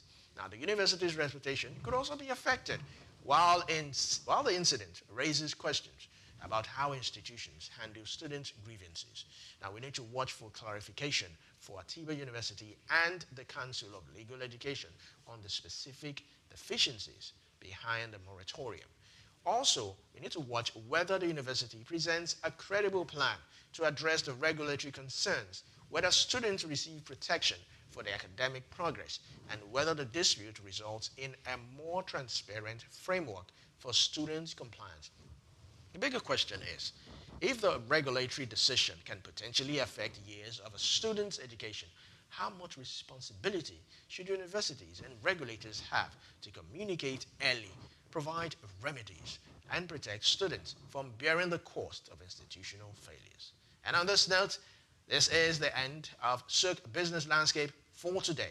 From a rising state revenue and public spending to fuel prices, regional power, border development, and the debate of over legal education and institutional accountability. So today's stories show that the policy decisions and public institutions have a direct impact on businesses, investors, and everyday Nigerians. So the bigger question is not just what happened, but whether these developments will deliver real value, greater accountability, and better opportunities for Nigerians. I am Olumide Shokoya. Thank you for watching SOUQ Business Landscape. Stay informed, stay ahead, and always look beyond the headlines. Have a productive day.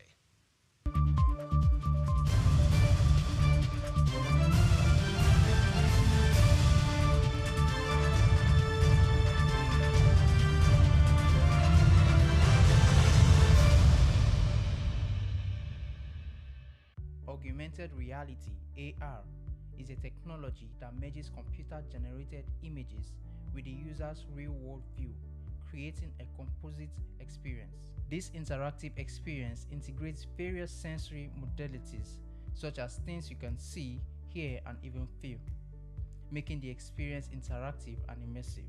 In recent years, the emergence of this transformative technology has seamlessly integrated digital and physical realms. This groundbreaking innovation relies on specialized hardware like smartphones and smart glasses equipped with cameras and sensors, AR software, and Apple's AR Kit and Google's AR Core.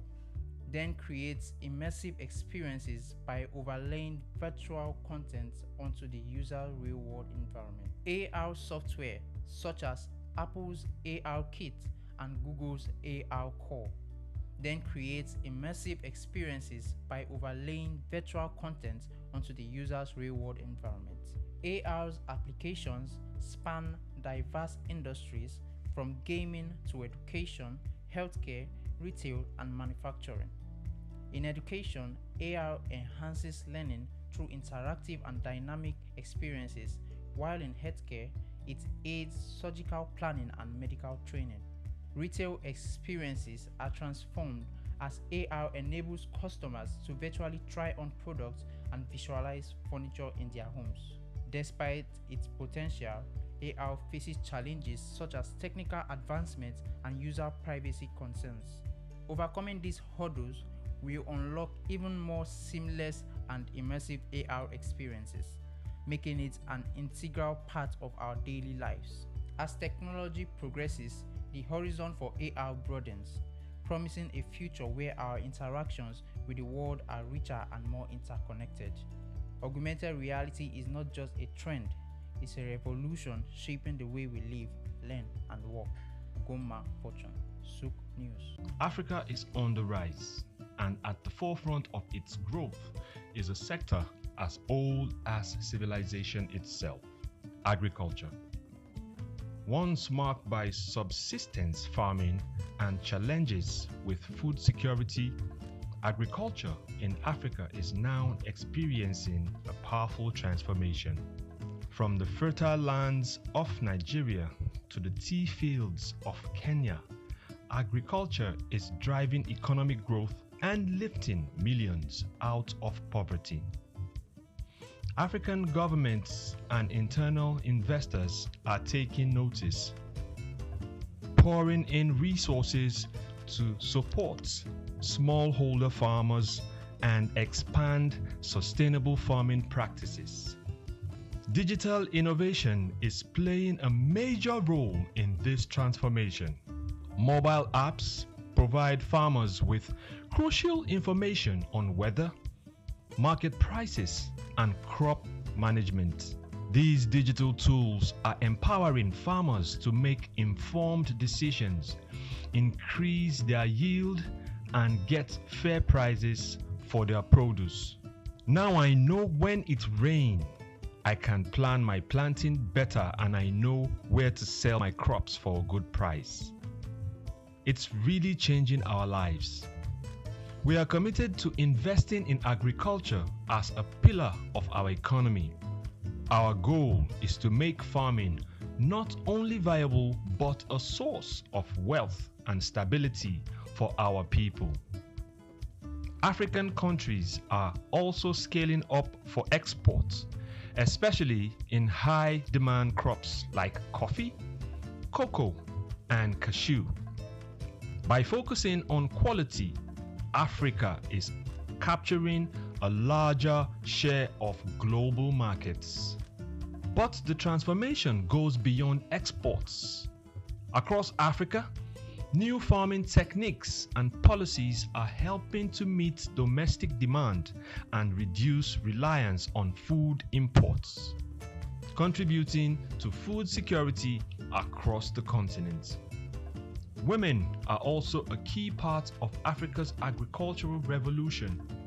They make up a significant portion of the agricultural workforce, and initiatives are empowering women farmers with resources and training to enhance productivity.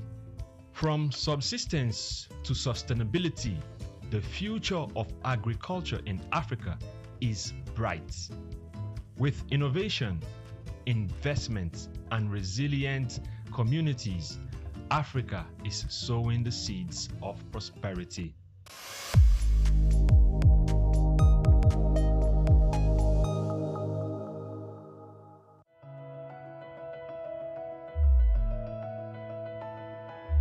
The economy is changing. Technology is advancing. Industries are evolving. The question is, are your skills keeping up? Today's job market rewards adaptability. New skills create new opportunities, and continuous learning increases earning power. Whether it's digital literacy, technical training, financial education, or entrepreneurship, investing in your skills is one of the smartest investments you can make. Because buildings and machines drive development, but skilled people drive economies. Learn more, earn more, contribute more. Empower yourself, strengthen the workforce, build the future. This message supports sustainable economic development.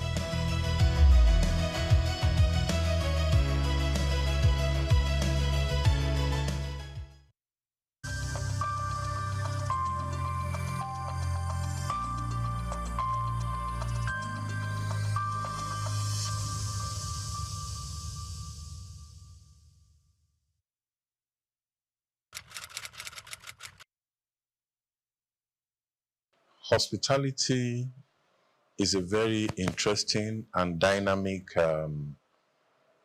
industry. Hospitality industry, very interesting and dynamic. And as we know, we have global best practices, that are acceptable. It's just like norms that are acceptable in the industry.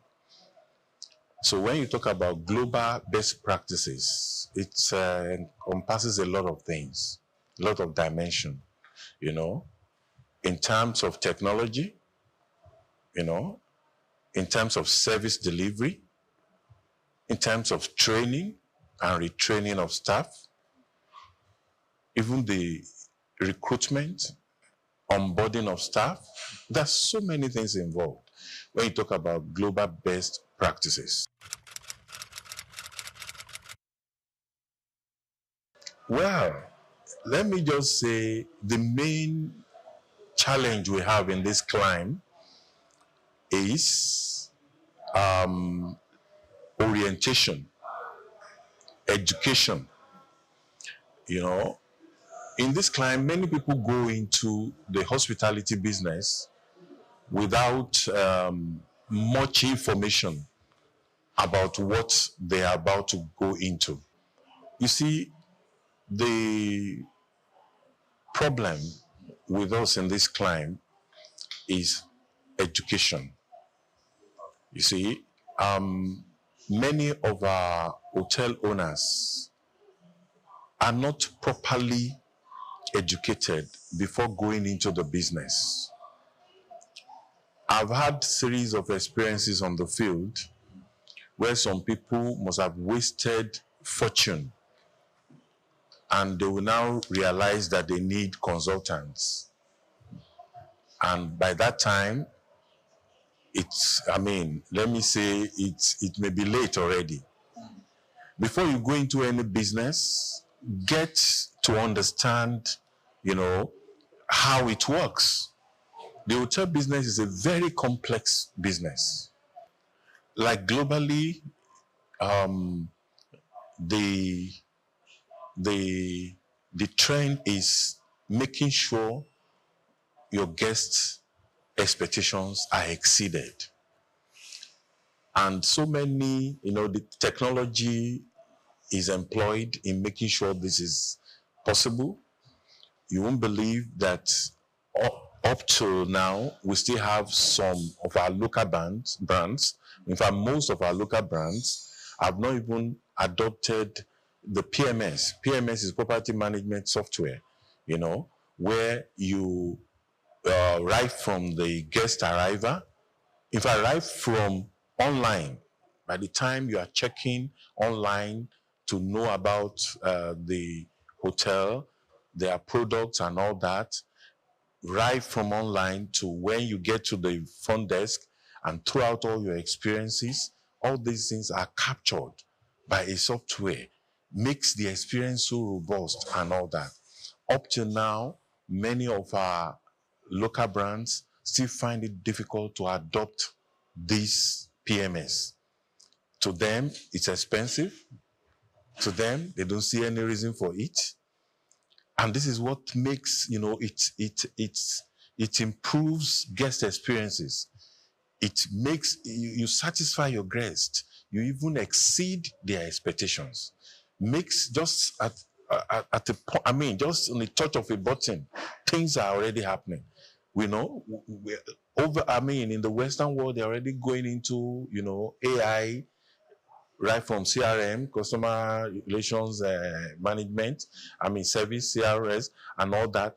They're already exploring using AI and all that. Here we are still on biro and paper. How do you compare the brands? The local brands are built around the owners. The owner, tells you either he is knowledgeable or not about the business. He runs it like a one-man business. And at the demise of the owner, the business dies. Unlike the global brands. The owners of Marriott are long gone. And Marriott keeps multiplying all over the globe. Right now, they have about more than 1.5 million properties all over the world. They have acquired Sheraton here in Lagos, even 4 Point by Sheraton. You see them expanding. What is the secret? It's all about process, system. When there's no process, there's no system, then you are planning to fail. And it's a common saying that when you don't plan, you're already planning to fail. When there's no planning, many of them go into the business without proper feasibility studies. A young man came in from diaspora, was not just last year, to invest in this same hospitality business, set up a lounge, on the island. You won't believe it. 6 months, 100 million was gone. And he had to pack up and return back again. So what is happening? Why is it that the global brands are thriving and our own brands are not thriving? Meanwhile, we should even have some advantages over the global brands because it is natural. We are naturally hospitable. It is our nature in Africa. You know, hospitality, Africa is hospitality, hospitality is Africa. You know, so all we need to do is to get the formal training and convert our virtue, hospitality virtue, into in a professional way and run the business professionally.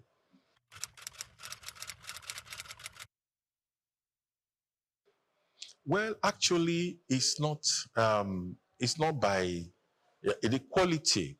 We still have some boutique hotels, you know, that are doing very well in the country. They are already trying as much as possible to, you know, follow the global best practices. You know, it's not until your hotel is so massive and big before you can exceed your guest satisfaction, you know. No.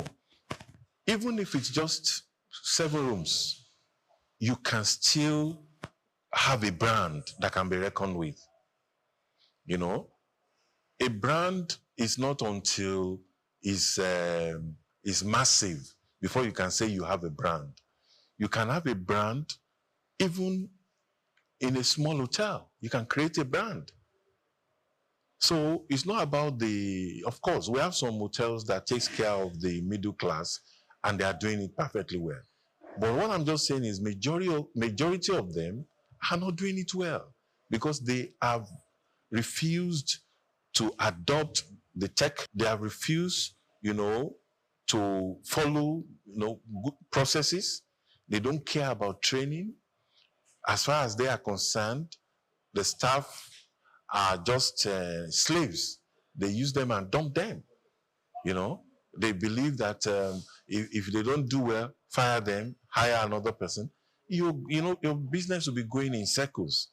You have to create a kind of linear graph, not the one that will just go up and fall down again. You know, try, you know, to train your staff. Like I always tell people, if you don't train them, don't blame them. Because you can't imagine spending billions of naira to erect a structure in the name of a hotel, and you cannot even onboard your staff properly. Most of them, they just employ anyhow, put their relatives, and they start running. There is no onboarding program, no vision, no mission, no core values, no SOPs. And, and as far as they're concerned, they are running a business. You know, when the owner is not around, nothing can happen. And the guests are complaining. Why is it that you don't have these things in stock? You cannot tell them that our MD is not around. That's why he has not released money. That should be budget. You run such businesses on budget. If he has to release money, he releases the money, you know, as at when the budget is ready and the budget is funded. So the business runs on autopilot. It doesn't have to be there. But most of these local brands, they want to be there to see everything, and it's not possible. It's not possible. Or else, like I said, at the demise of the owner, the business dies. What is the secret behind the companies like Coca-Cola, you know, and all the Marriotts of this world, the Sheraton, etc.? What's the secret? It's because they have process and they have a system. So once there is no process, you're just wasting your time. So and like I always say, a brand is built. It does not come by accident. There has to be intention. It has to be deliberate. You have to be deliberate about building a brand.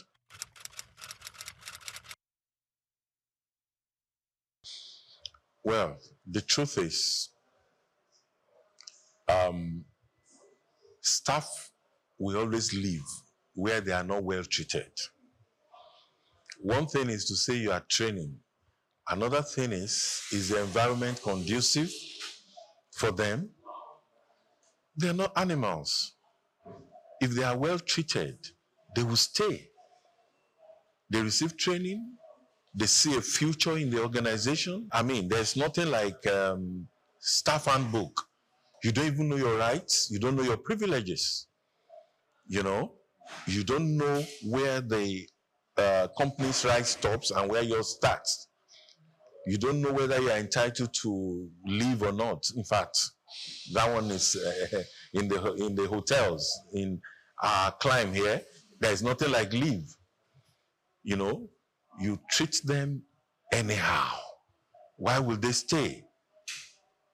But go and check out those local brands that have adopted these global best practices. Their staff are not going because they see a future. And the issue of trust, you know, you're talking about trust.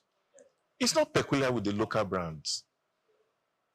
If money can be stolen in the local brands, it can be stolen in the international brands. But the difference is the process. You see, like most of our clients, when we try to that we consult for, when we take over, I always tell them, look, let's put a system in place. Increase their salaries. Let their salaries be enough. Then those that were there with the wrong intention, by the time the systems are in place, they will leave because they know they cannot steal. Recently, in one of the hotels I consult for, somewhere in Ogun State, we recruited the maintenance officer, and they overheard him talking on phone that, it's like there are no lapses here. Barely 7 days. He was already looking for, you know, lapses to explore. And that he has to leave. You won't believe, within a week, he has already given us a notice that he's resigning. Why? Because there's a system in place. Use this PMS we are talking about. Property management software. It has different modules. You have the front desk module. You have the restaurant and bar modules. You have the accounting module, the inventory module. You know, different modules, and they all work together. It's a central thing. Even the HR module, whereby you onboard your staff on the software. Right on the software, you know whether their documents are complete or not. Those that are 80% complete, what are the outstanding documents, the guarantors, and all those things. But most of these people, when you tell them, it's alien to them. They don't believe it's workable here. All there is, and another thing, another dimension, another thing I noticed about our local owners is, how much was your sales yesterday? The next thing is he has taken everything. He's going to party. No future. The business has no future. And when the employees see you spend like that, see you behave like that, you are also tempting them to start behaving like that, to go into the money if they have the opportunity to, because they don't have a future in that business. They know their future is not guaranteed. Tomorrow the business might fold up because of the recklessness of the owner. You are building a business. Allow it to grow. Nurture it. Let it grow. Let it grow.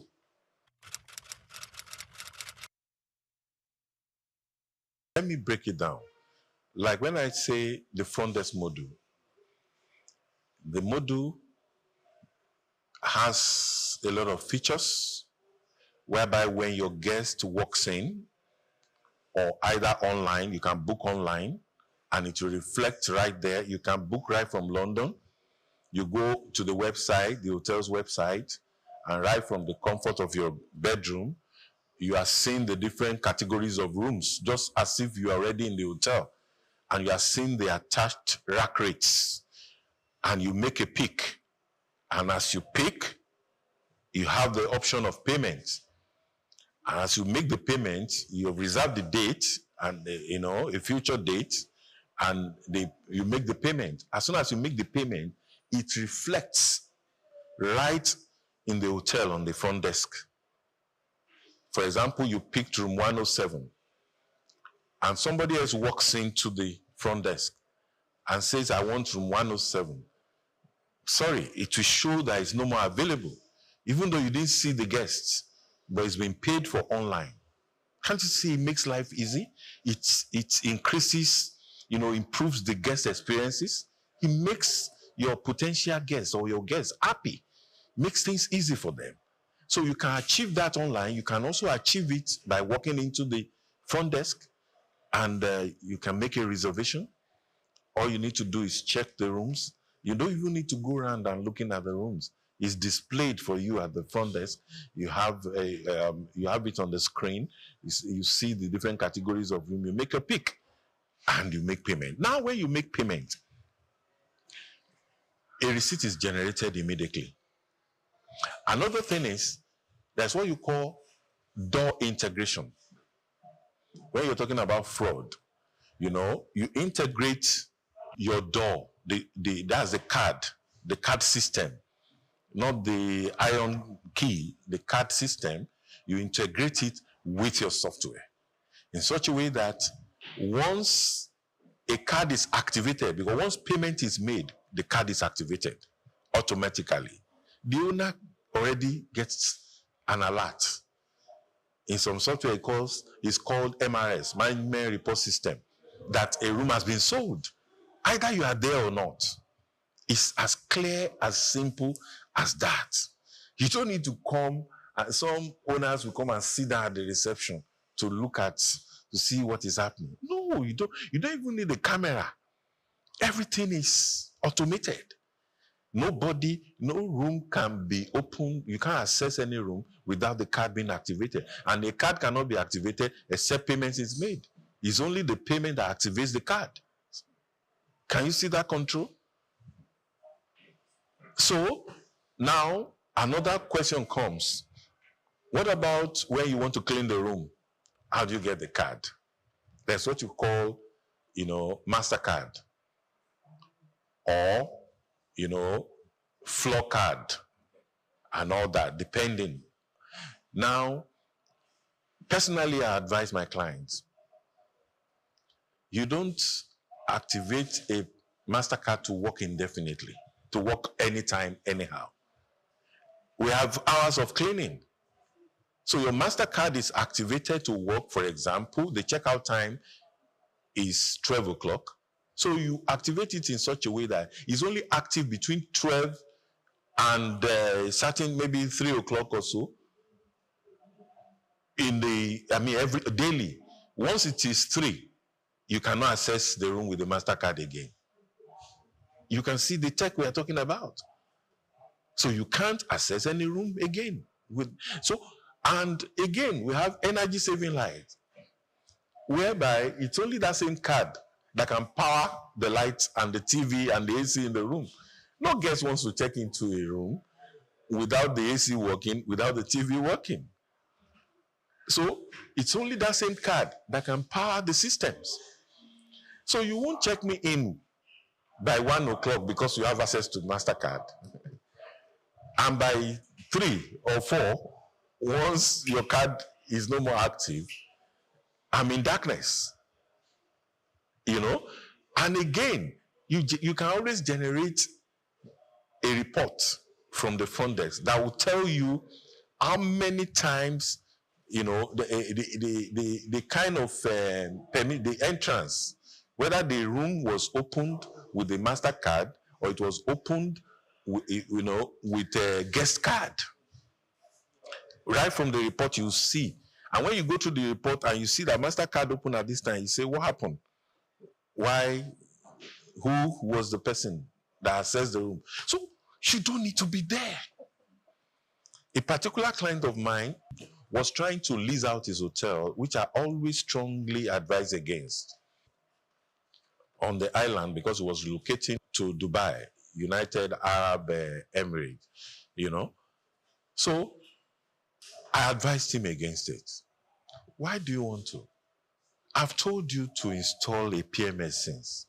This will give you some level of comfort, because his main reason is that I'm here, right under my nose. They are still stealing. When I leave, what will happen? You don't need to. And thank God he was able to take the advice. We installed the PMS and he saw the difference. Don't underestimate your guests. Even forget the color. They may be black, but they are well traveled. They've been to America, they've been to Europe, they've been to, Dubai. They've lodged in the best hotels in the world, and they know what good service is. So don't think you can just give them any kind of service anyhow. They have an expectation. For every, rack rate, for every money paid, there is a value, an expected value attached to it. Why is it that you see some guests, they'll lodge in 5-star hotels, they pay as much as 1 million naira, 700,000, 500,000 a night, and when they wake up in the morning, because of the kind of treatment, when they are checking out, you still see them giving out tips. They are happy. Meanwhile, this same set will go to some local brands, maybe as a result of lack of availability of such class of hotel in their village, or in they have a function somewhere, and they pay just 30,000 naira, and you see them complaining and quarreling and getting angry, agitated, Why? Because of the service. 30,000 has a value, an expected value. Same thing with 500,000 naira. If he had paid 500,000 naira in a 5-star hotel and he didn't get the attached value, he will complain.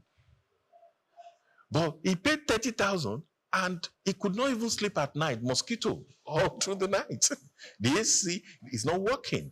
Why? Because there is no process, no system.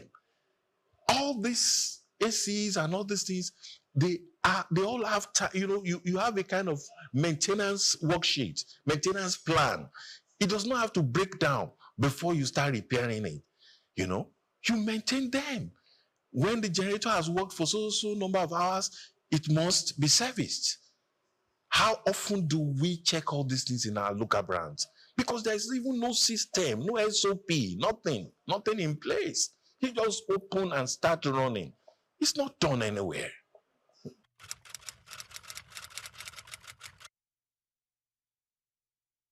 I gave an example of someone who brought in 100 million naira and the whole thing disappeared.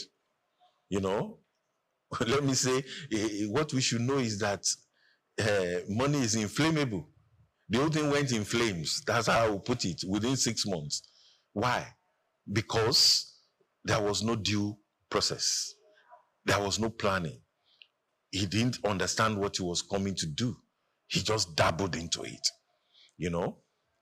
In my book, which I'll be launching soon in my event coming up, I call it ABC of creating a great hospitality brand. Simple, steps of creating a brand. I made reference to such owners as accidental owners. You just inherited a property, or you felt, okay, what is moving now? What can we do? They say hotel is bringing in money, jackpot. Many people have gone into it and they've gotten their fingers burnt. So I will advise investors, if you want to invest, do proper feasibility study. Do proper feasibility study.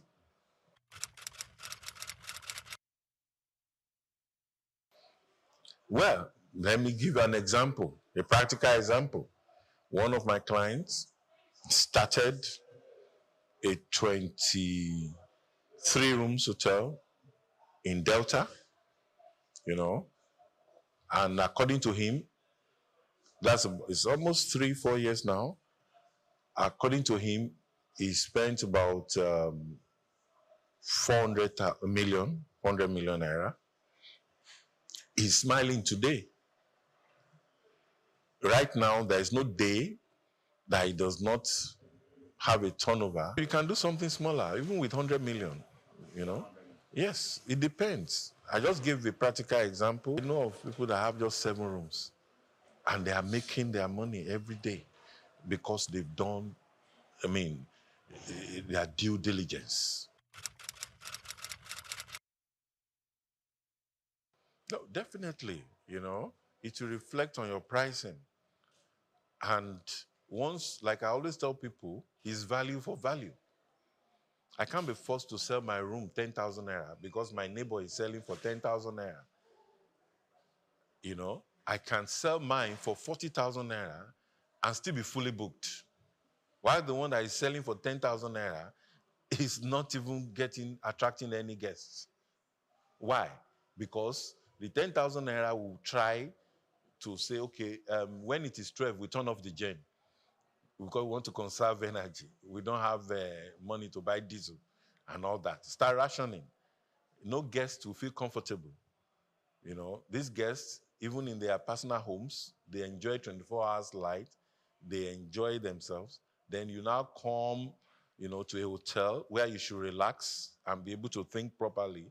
And they are telling you they are turning off the gen because they don't want to sell the room high. I'll tell my clients, sell it high, but create the value. When the value is there, make sure you recover your costs. You have to impute all these things, into your costing. Many of them don't even believe there is need for a revenue manager. Apart from the normal manager, you have a revenue manager. You have cost accountants, apart from the main accountant, people that are in charge of costing. You're selling a plate of food for 7,000 naira. What is the cost? Many of them don't know. And like I said, most of this software takes care of all these things. The recipes are there in the software, programmed, all programmed. So when you have sold a plate of rice, you already know how much is your profit on it. It comes to that. So we have to be very analytical.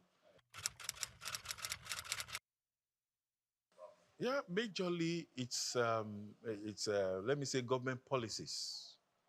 It affects, like in Lagos State now, we talk of consumption tax. Then the federal will still come and say you should pay VAT. It is repetition. Consumption tax is 5%. Then the federal government is asking for 7.5. Is that not 12.5? How? How do you survive? You understand? So these are challenges, and that's one of the reasons, for the vision for my program, which will be coming up in September. It's called Hotel Owners Dinner Outreach. It sort of creates an environment where you have the policymakers, you have the stakeholders, the investors, the owners of hotel, the practitioners, all come together under one roof. Then we dialogue, look at the investment climb, look at the challenges, we rub minds together, and we come up with solutions, possible solutions.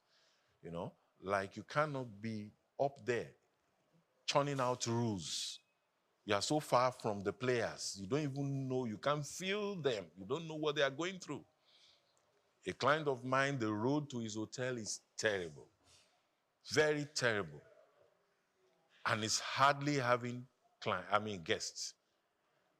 And this government arm will come and pay consumption tax. Another will pay advert. Another will pay different kinds of local government will come and ask for their own, So like this year's edition, we are bringing in the number one taxman in the state, for example, will be we call it investment roundtable. We'll be in the panel.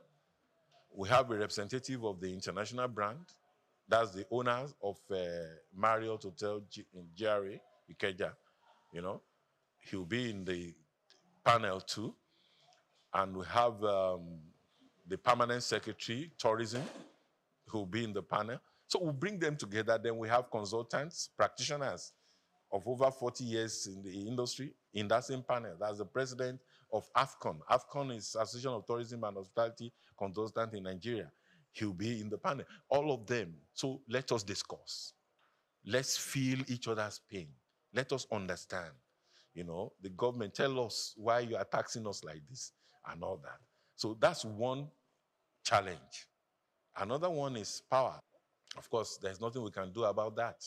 It's a national thing, and until it is solved nationally, we'll keep generating our own. While we always advise that, owners should look at, solar, which is environmental friendly. That's even the way, hospitality is going. We talk about sustainability, in hospitality, social, economic, and environmental. Those are other issues again, another topic entirely, maybe for another day.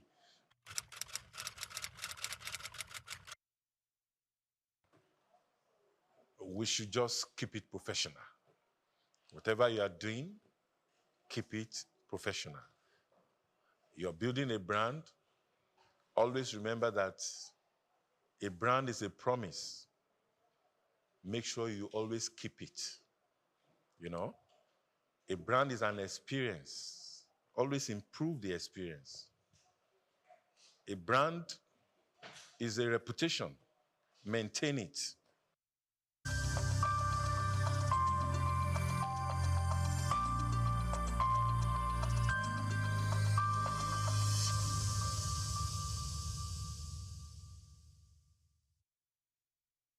Welcome to Cash Crafts, the show that turns your skills and ideas into serious income. Whether you're just getting started or you're already in the business, we'll bring you practical tips, fresh opportunities, and real stories to help you grow literally and financially. I am Grace Komolafe, and today we are digging into horticulture, a vibrant green world where beauty meets business. Ask me why horticulture, and I will give you a mind-blowing answer. So here is it. Horticulture isn't just about flowers. It's food, income, wellness, and sustainability rolled into one. From fresh fruits to ornamental plants, it boosts nutrition, urban design, environmental health, and jobs. With climate concerns rising and food needs increasing, horticulture is fast becoming the new oil. But where is the cash? Let's break it down. 7 green paths to profit, and I take it from 1. Plant nursery. Raise and sell seedlings, ornamental trees, herbs, shrubs. From balcony plants to estate palms, people pay to green their spaces. And 2, landscaping. Design and maintain outdoor spaces for homes, estates, offices. Think aesthetics plus recurring contracts. And 3, garden maintenance. Offer pruning, pest control, soil treatment, and seasonal cleanups. A steady side hustle for trained hands. And we move to 4, horticultural farming. Now, grow fruits, veggies, flowers, or herbs. Go organic, go premium. Target hotels, health stores, and home markets. And we move to 5, consulting. Breed new plants, varieties, advise firms, or supply rare seeds. If you're skilled, your knowledge becomes a product. And we move to 6, product marketing. Sell fertilizers, potting soils, seeds, tools, and even ready-to-use grow kits. Offline or online, green goods move. Tip number 7, training or education. You can host workshops, classes, or start a YouTube channel. Gardeners, enthusiasts, and students are hungry to learn. Now, whichever paths you choose, start with research. Visit local horticultural centers. Understand what grows in your region. Learn from experts.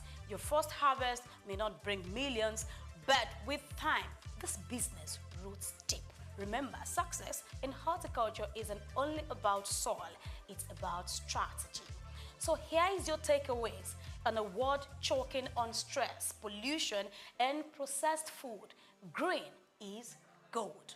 Horticulture is low entry, high potential, and if done right, it fits both the body and the bank account. So, what number are you reaching for on our list of 7? All right, that's it for today on Cashcraft. Until next time, I am Grace Komolafe, helping you plant ideas that pay right here on Cashcraft.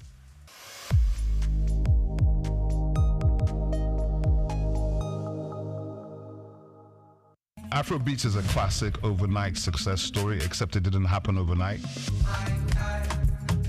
I'm happy to be here. One of the key things about the Omniverse is that it's designed to go beyond an event and designed to be fully something that people can engage beyond the summit. The point being that Nigeria has so much to bring to the world in terms of these things, but we will be bringing fresh energy, fresh ideas, a fresh engagement, and we're obviously open to collaboration. But hip-hop, it never dies. What's the difference between Thor and Shango? Thor is approaching $50 billion in revenue. Shango's broke somewhere outside Lagos. And that's a lack of imagination on our part, Africa, and they're all Nigerian. So to be seen and to be noticed is very hard if you're not in the place where all the noise is being made.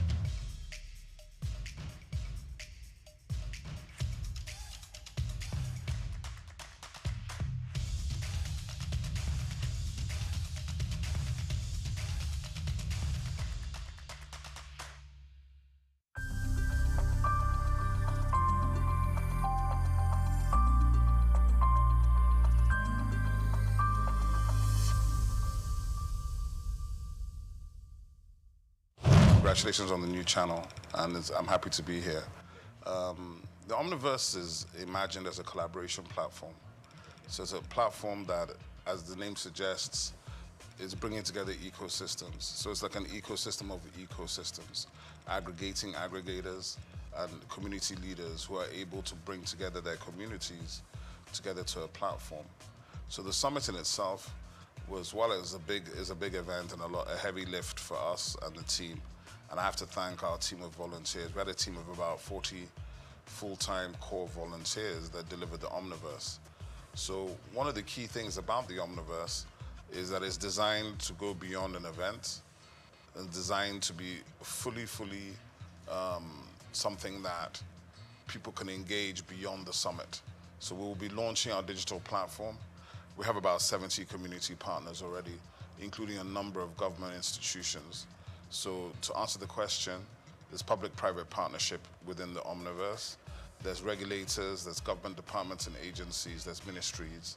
But more importantly, there's diverse sectors across the economy coming together with the understanding that tech is the biggest enabler for development across all sectors, and that if we can drive collaboration, we can scale. So that's the ethos of the Omniverse. Collaboration is the superpower that we're trying to bring to the fore. That operating in silos has not paid us, but if we come together, understand that technology affects every sector, then we think the Omniverse is here to stay.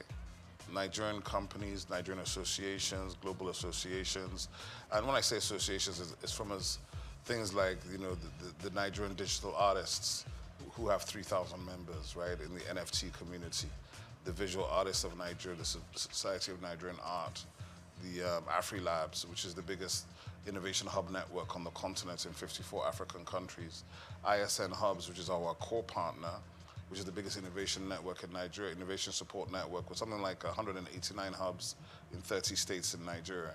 And these are primarily private sector driven platforms, from aggregators who are major promoters of major platforms such as Lola Shone from Ake Book Festival, Choma Ode from Afrif. We have a lot of these people who are either on our advisory board, they are co-chairs, or they are community partners, because what we're building is beyond any one person. It's about collaboration both at the top level, but through the line down to the bottom. The role of my council is, first of all, to be the primary sort of mandate is to infuse Nigerian arts and culture into everything the Nigerian government does, at state level, at federal level, and to input it into schools, education, and everywhere.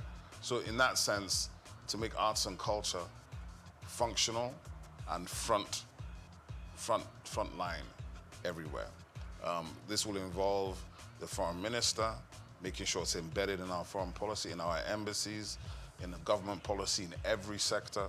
So we're literally going to be reaching out to collaborate to all government at all levels, all other agencies, MDAs, ministries, federal government and state government institutions, to see how we can find common ground. Because obviously we don't necessarily have a lot of money, but I feel we represent the real crude oil of Nigeria, which is the IP that the Nigerian people create. That IP they create, even if you valued it at $100 per Nigerian, that'd be something like $20 billion. And I believe each Nigerian is worth more than $100. So my own estimation, it's limitless, right? So what we have to do is we have to rethink how we imagine ourselves, rethink our own possibilities, and therefore from there, take off by pushing that agenda. But it's not an agenda for me alone. It's actually an agenda for all of Nigeria. Because when we put it front and center, it means we're putting the Nigerians front and center. And we put the Nigerians front and center, I think we win. I think historically you will find that the federal government and the governments of Nigeria have not funded heavily these sectors. They funded the heavy industries, the military-industrial complex, heavy infrastructure. But the funny thing is, whilst Africans will say, oh, this is grammar, what are you people talking about in arts and culture? What you find is that the West, right, for 500 years has dominated the world. How have they dominated the world? Through narrative. Okay, but what do we complain about? Narrative. But we haven't invested in narrative. So if you don't invest in telling your own story and owning your own story, why are you complaining about how you're perceived? So I think it's counterintuitive and it's about time. And I'm very pleased and very happy that Nigeria now has a full ministry focused on this one specific issue. Because the truth of the matter is, we are older than time itself. We come before Christ. We come before the entire Western hegemony. We are actually the origins of everything, of innovation, of technology, of science, of education. But if we don't believe it ourselves and we don't express it, how can you expect anybody else to believe it? Well, I think the difference is that as a creative entrepreneur, there's really nothing to stop me, right? I can take all the risks. I don't have to worry about anything. I can decide, win or lose, we're doing this thing. But of course, as a public official, I have rules and regulations I have to go by. I have a boss. I report to people, and I have KPIs I have to deliver on. So there's a big difference in that regard. There's a difference in bureaucracy, maybe a difference in response time, but there certainly will not be a difference in my personality. So I think it's really about how you perceive what these things are. For me, it's an elevation, obviously, and it's a privilege and a pleasure to serve at this level, to do something that I believe in, to do something which is that I believe in Nigeria. I believe in Nigerians. I know our ability. I think we are world class. I don't like all this, it's good for Nigeria. I hate that. So I think for me, that is what's important. And to have the opportunity to try to deliver on some of the things we've been trying to do from the private sector for the last 25, 30 years. So there's nothing new for me in that regard. But of course, the position is new. Being in the government is new. But with a lot of support from friends, family, professional colleagues, and other people in the industry, plus my co-DGs and the minister, hopefully we'll do well. We're under the Ministry of Arts, Culture, and Creative Economy. And that's very, very powerful because it means Nigeria itself has taken a decision to own the agenda. Hopefully I have a good time, have a good tenure, and I don't make any enemies. And well, for me, if you leave a place and the people that worked with you have good things to say, if they feel better about their work and about themselves, and if the brand that you're now leading is now appreciated by the people for what it does and how it brings it to the table, then I've done my job. I think Afrobeats has already established the fact that we are originally Nigerian. Or some people say arrogantly Nigerian. And it was intentional. We built this thing, and it was intentional because we're not going to ever apologize for being Nigerian. We're not going to apologize for being black. We're not going to apologize for being African. And that's front of mind. Because, you know, when you do show business, you have to validate it. So we validated the show maybe at least 10 years ago. So now we're in the business phase. So when you see the exit of Maven Records with UMG, you see Iwaju coming, Comic Republic, Universal Studios, you begin to understand where we're building to. And when you think about where we're coming from, where there was no infrastructure, no funding, no support, and I think part of what we hope to do with government at this time is, because we come from the sector, we can collaborate with everybody in the sector. We don't have to talk at them, we talk with them, we build with them. And together, I think it's limitless. You know, Nigerians like to say the sky is your limit. I think it's limitless. There's no limit to the whole situation. I mean, one of the things I talk about all the time is what's the difference between Thor and Shango? Thor is approaching $50 billion in revenue. Shango's broke somewhere outside Lagos. And that's a lack of imagination on our part. That's a lack of us delving into the richest thing we have, which is our mythology. Our mythology is endless. If you look at the Marvel universe and the DC Comics universe, the Orisha are basically the same thing as the X-Men. But the Orisha, some people are still afraid of them, whereas the X-Men are north of $100 billion in revenue. So I think we have to think, we have to understand and reimagine our mythology, our history, our stories, and how to bring them to the world in new formats. It's not just film, it could be live action, it could be gaming. There's so many different ways to action these things. And when you do them and you do them right at the right level, as Iwaju is beginning to show you, our stories have always been world-class. Our characters are world-class. What we have not had is the resolve and the confidence to finish. But I think that is coming now. For me, I think it's still the fact there's more to do. My young brother, Misan Harriman, is nominated at the Oscars, the first Nigerian nominated for a director for a short film, because I know what that will do for the next generation of Nigerian directors, right? So for me, there's still more to do. There's so much more to do. When we see our first $100 million movie in the global box office, we need to celebrate it. When you win a Grammy, you need to celebrate it, because these are stages that we were locked out of. The technology and new media has allowed us to invade these spaces we were not even invited to. But now we're beginning to enter them and dominate. So even when you do that, you have to do it with grace and dignity, not with arrogance. And that's something that some of us have to learn. But the truth of the matter is, the greatness of the Nigerians is just beginning to come. And I feel strongly that this century, we're already in the African century, and the soft power that we hold here is what will define the future of the century. I think the most important thing, the first thing to think about is IP protection, because the minister is working strongly, intellectual property. The US, if you take the state of California is probably in the top 5 economies in the world, and 70% of the economy of California is driven by intellectual property, by 2 core industries: Silicon Valley, which is coming out of Stanford University, and Hollywood, which of course is the music and film industry. Now, that is for anybody that says, oh, what is this thing that they're talking about? We don't understand it, it's grammar. The grammar is the money, okay? The narrative is the money, the story is the money. So any of your children or your nieces or nephews that have talent, visual art, performing art, arts and crafts, adire, all of these things that we've been taking as vocation, they are occupations. They are extremely valuable. And with digital technology and platforms, we can scale these things and generate incredible revenue. The point being that Nigeria has so much to bring to the world in terms of these things. I think Nigerian cuisine is going to be on the level of Chinese and Indian cuisine worldwide in the next 10 years. And if you understand that, then you understand that the Indian restaurants in the UK, as far back as 2009, were generating more money than the UK automobile, shipping, and metal, steel industries combined. That's just restaurants on the high streets. So that is why we must invest and we must put our energy into this sector, because this sector will provide the jobs, provide the revenues, and provide the global dollars that everybody's looking for. Oh, I think it hasn't even started. The Maven Records deal is giving you an indication of that.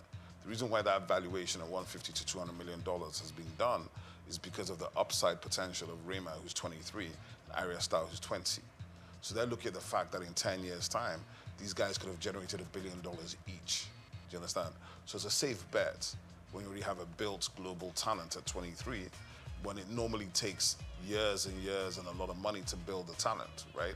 So what has happened is that we Nigerians have been able to build global talents, global following, with a percentage of the money it takes people in other places to do the same thing. So because of that, the value and the valuation is much bigger, right? So I would say the Afrobeats wave, it's not even a wave. It's been going for 15 years already. So when you encounter it is when you encounter it. If you think it's an overnight success in 2024, that means you were not around in 2008.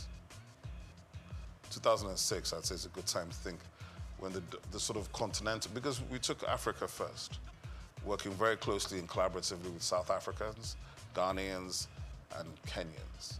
Then we started going into Asia and the UK and America on the black, what I call the Nigerian chitlin circuits, moving through the Nigerian communities. And then by about 2010, begin to come into the mainstream with Oliver Twist and all these kind of records that break globally. And now you have gold records from Oliver Twist in 14 countries. And now, in a situation now where an artist like Ashake can come out of Lagos, speaking a language that is not known to most of these people, and generating, selling out arenas. To become an arena artist, let me tell you, there are only 4 or 5 arena artists from Africa, and they're all Nigerian. Don't take it for granted.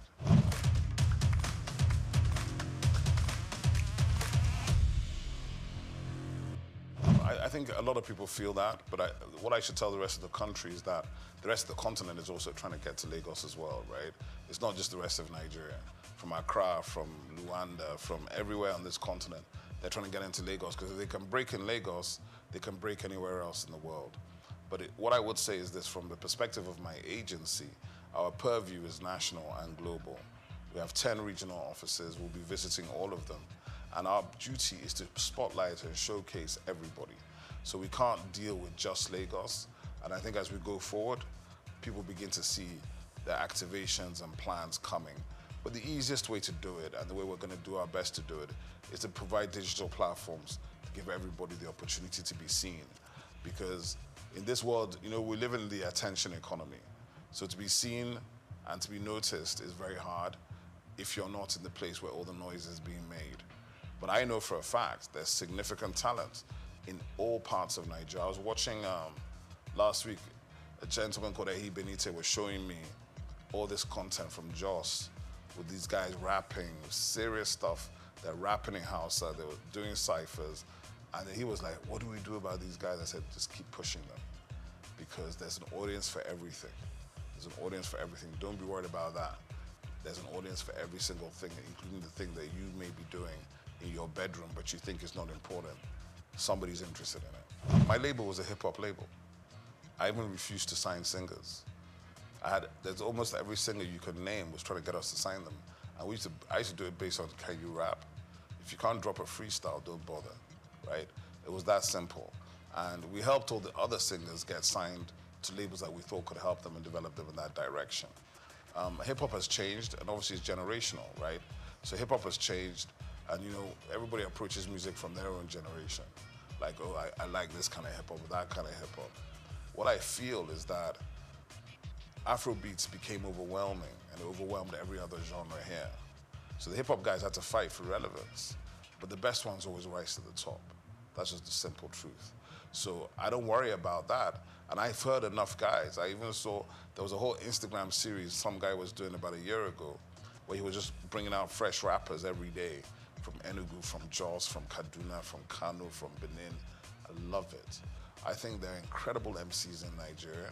A lot of times they need to focus on doing better songs, right? Not just being a freestyle rapper.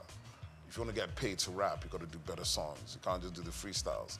And that's something they got to think about. You got to balance the commercial side of it with the business side of it.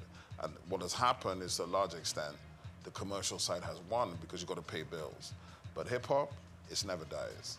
I think, first of all, obviously from the perspective of I'm sitting in government, so I'm not in a position to tell government what to do or what not to do.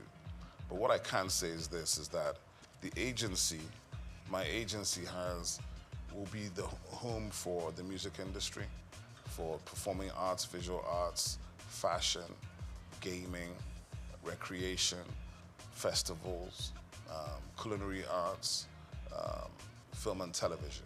We're kind of a convening agency for the ministry. So we have a lot of work to do, a lot of places to touch, but we're also going to collaborate with all the other MDAs in the ministry and heavily with the private sector and the developmental sector.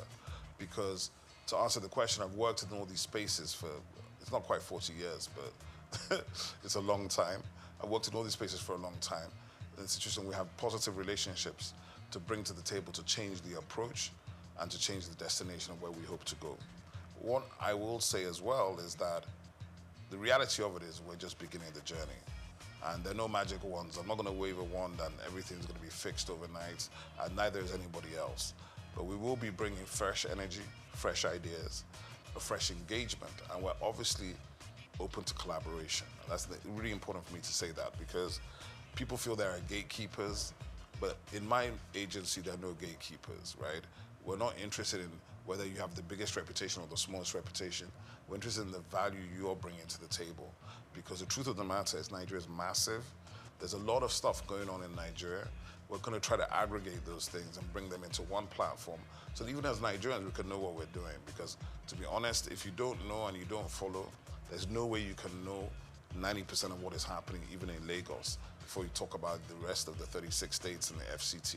So for me, from my perspective, the journey continues. The objective remains the same. We want to see Nigeria win. But in order to do it this time, I don't think government should ever be disinterested in the nature of the industries in which it is operating. But we also don't need to be owning the space. We want to enable, partner, collaborate, and see how we can push people to do more. You know, because there are already people doing a lot, and maybe they haven't been recognized, they haven't been brought out, they haven't been celebrated. All these kind of things we can help to do, help to get news stories and people to bring these things to the fore, right? Like I said today, a Nigerian who was nominated for an Oscar as a director, the first Nigerian. It's up tonight at the Oscars. It's not news in Nigeria. That's a problem. We have to be able to tell the stories that are of greatness of our people, because if you don't do that, you can't inspire anybody.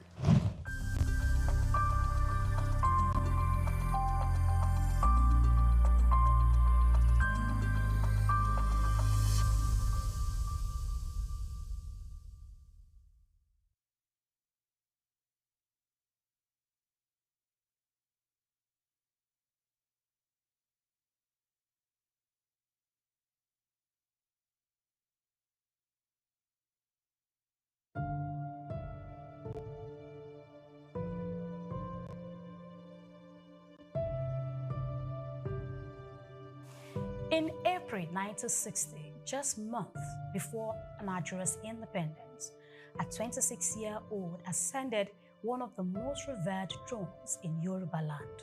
His name, Oba Sikiru Kayode Adetona.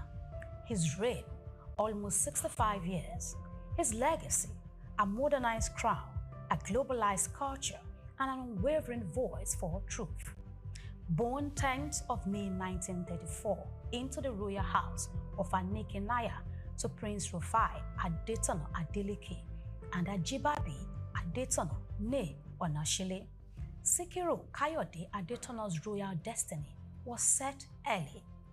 He attended Baptist School, Ereko, in 1943, Ogbere United Primary School, and Ansarudin School, Ijebu-Ode, before enrolling at Oluiwa College, now Adeola Odutola College, from 1951 to 1956.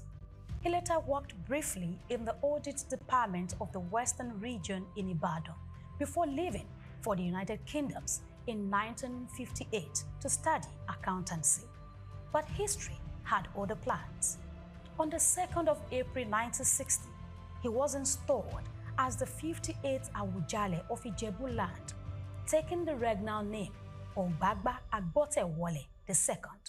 Young, confident, and stepping into leadership just as the new Nigeria was emerging, marking the beginning of one of the longest and the most consequential reigns in Nigeria's history. Despite his demanding role, Oba Adetono maintained close family ties.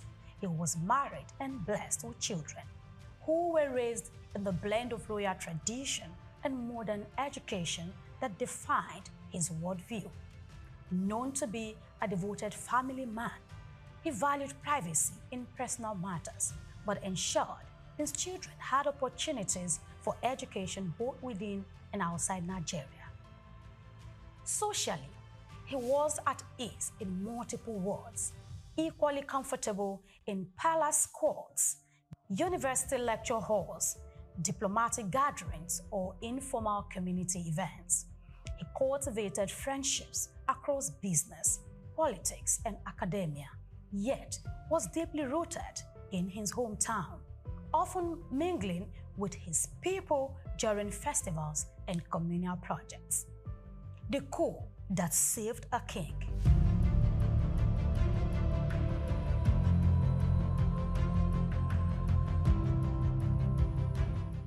But destiny tested him. In the early 1980s, a government commission of inquiry moved against him. Suspension and deposition loomed. The order was to take effect in early 1984. Then came 31st December 1983. A military coup swept away the civilian administration, and with it, the threat to his throne. The Awujale returned more respected, more resolute. Beyond royal ceremonies, Oba Adetona built a reputation as a monarch unafraid to challenge authority. He spoke plainly on governance, justice, and public accountability. In 2016, he institutionalized those ideas by endowing a 250 million naira professorial chair in governance at Olabisi Onabanjo University, OOU, the first of its kind by a Nigerian traditional ruler. It was a deliberate investment in shaping ethical leadership for generations to come.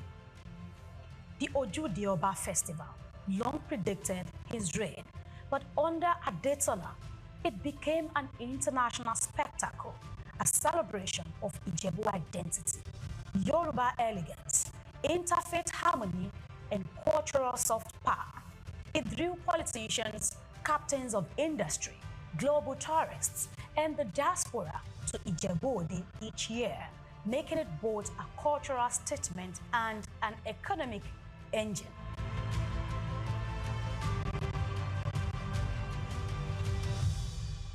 Adetona presided over a kingdom of religious plurality, Islam, Christianity, and traditional worship, often using his platform to advocate tolerance.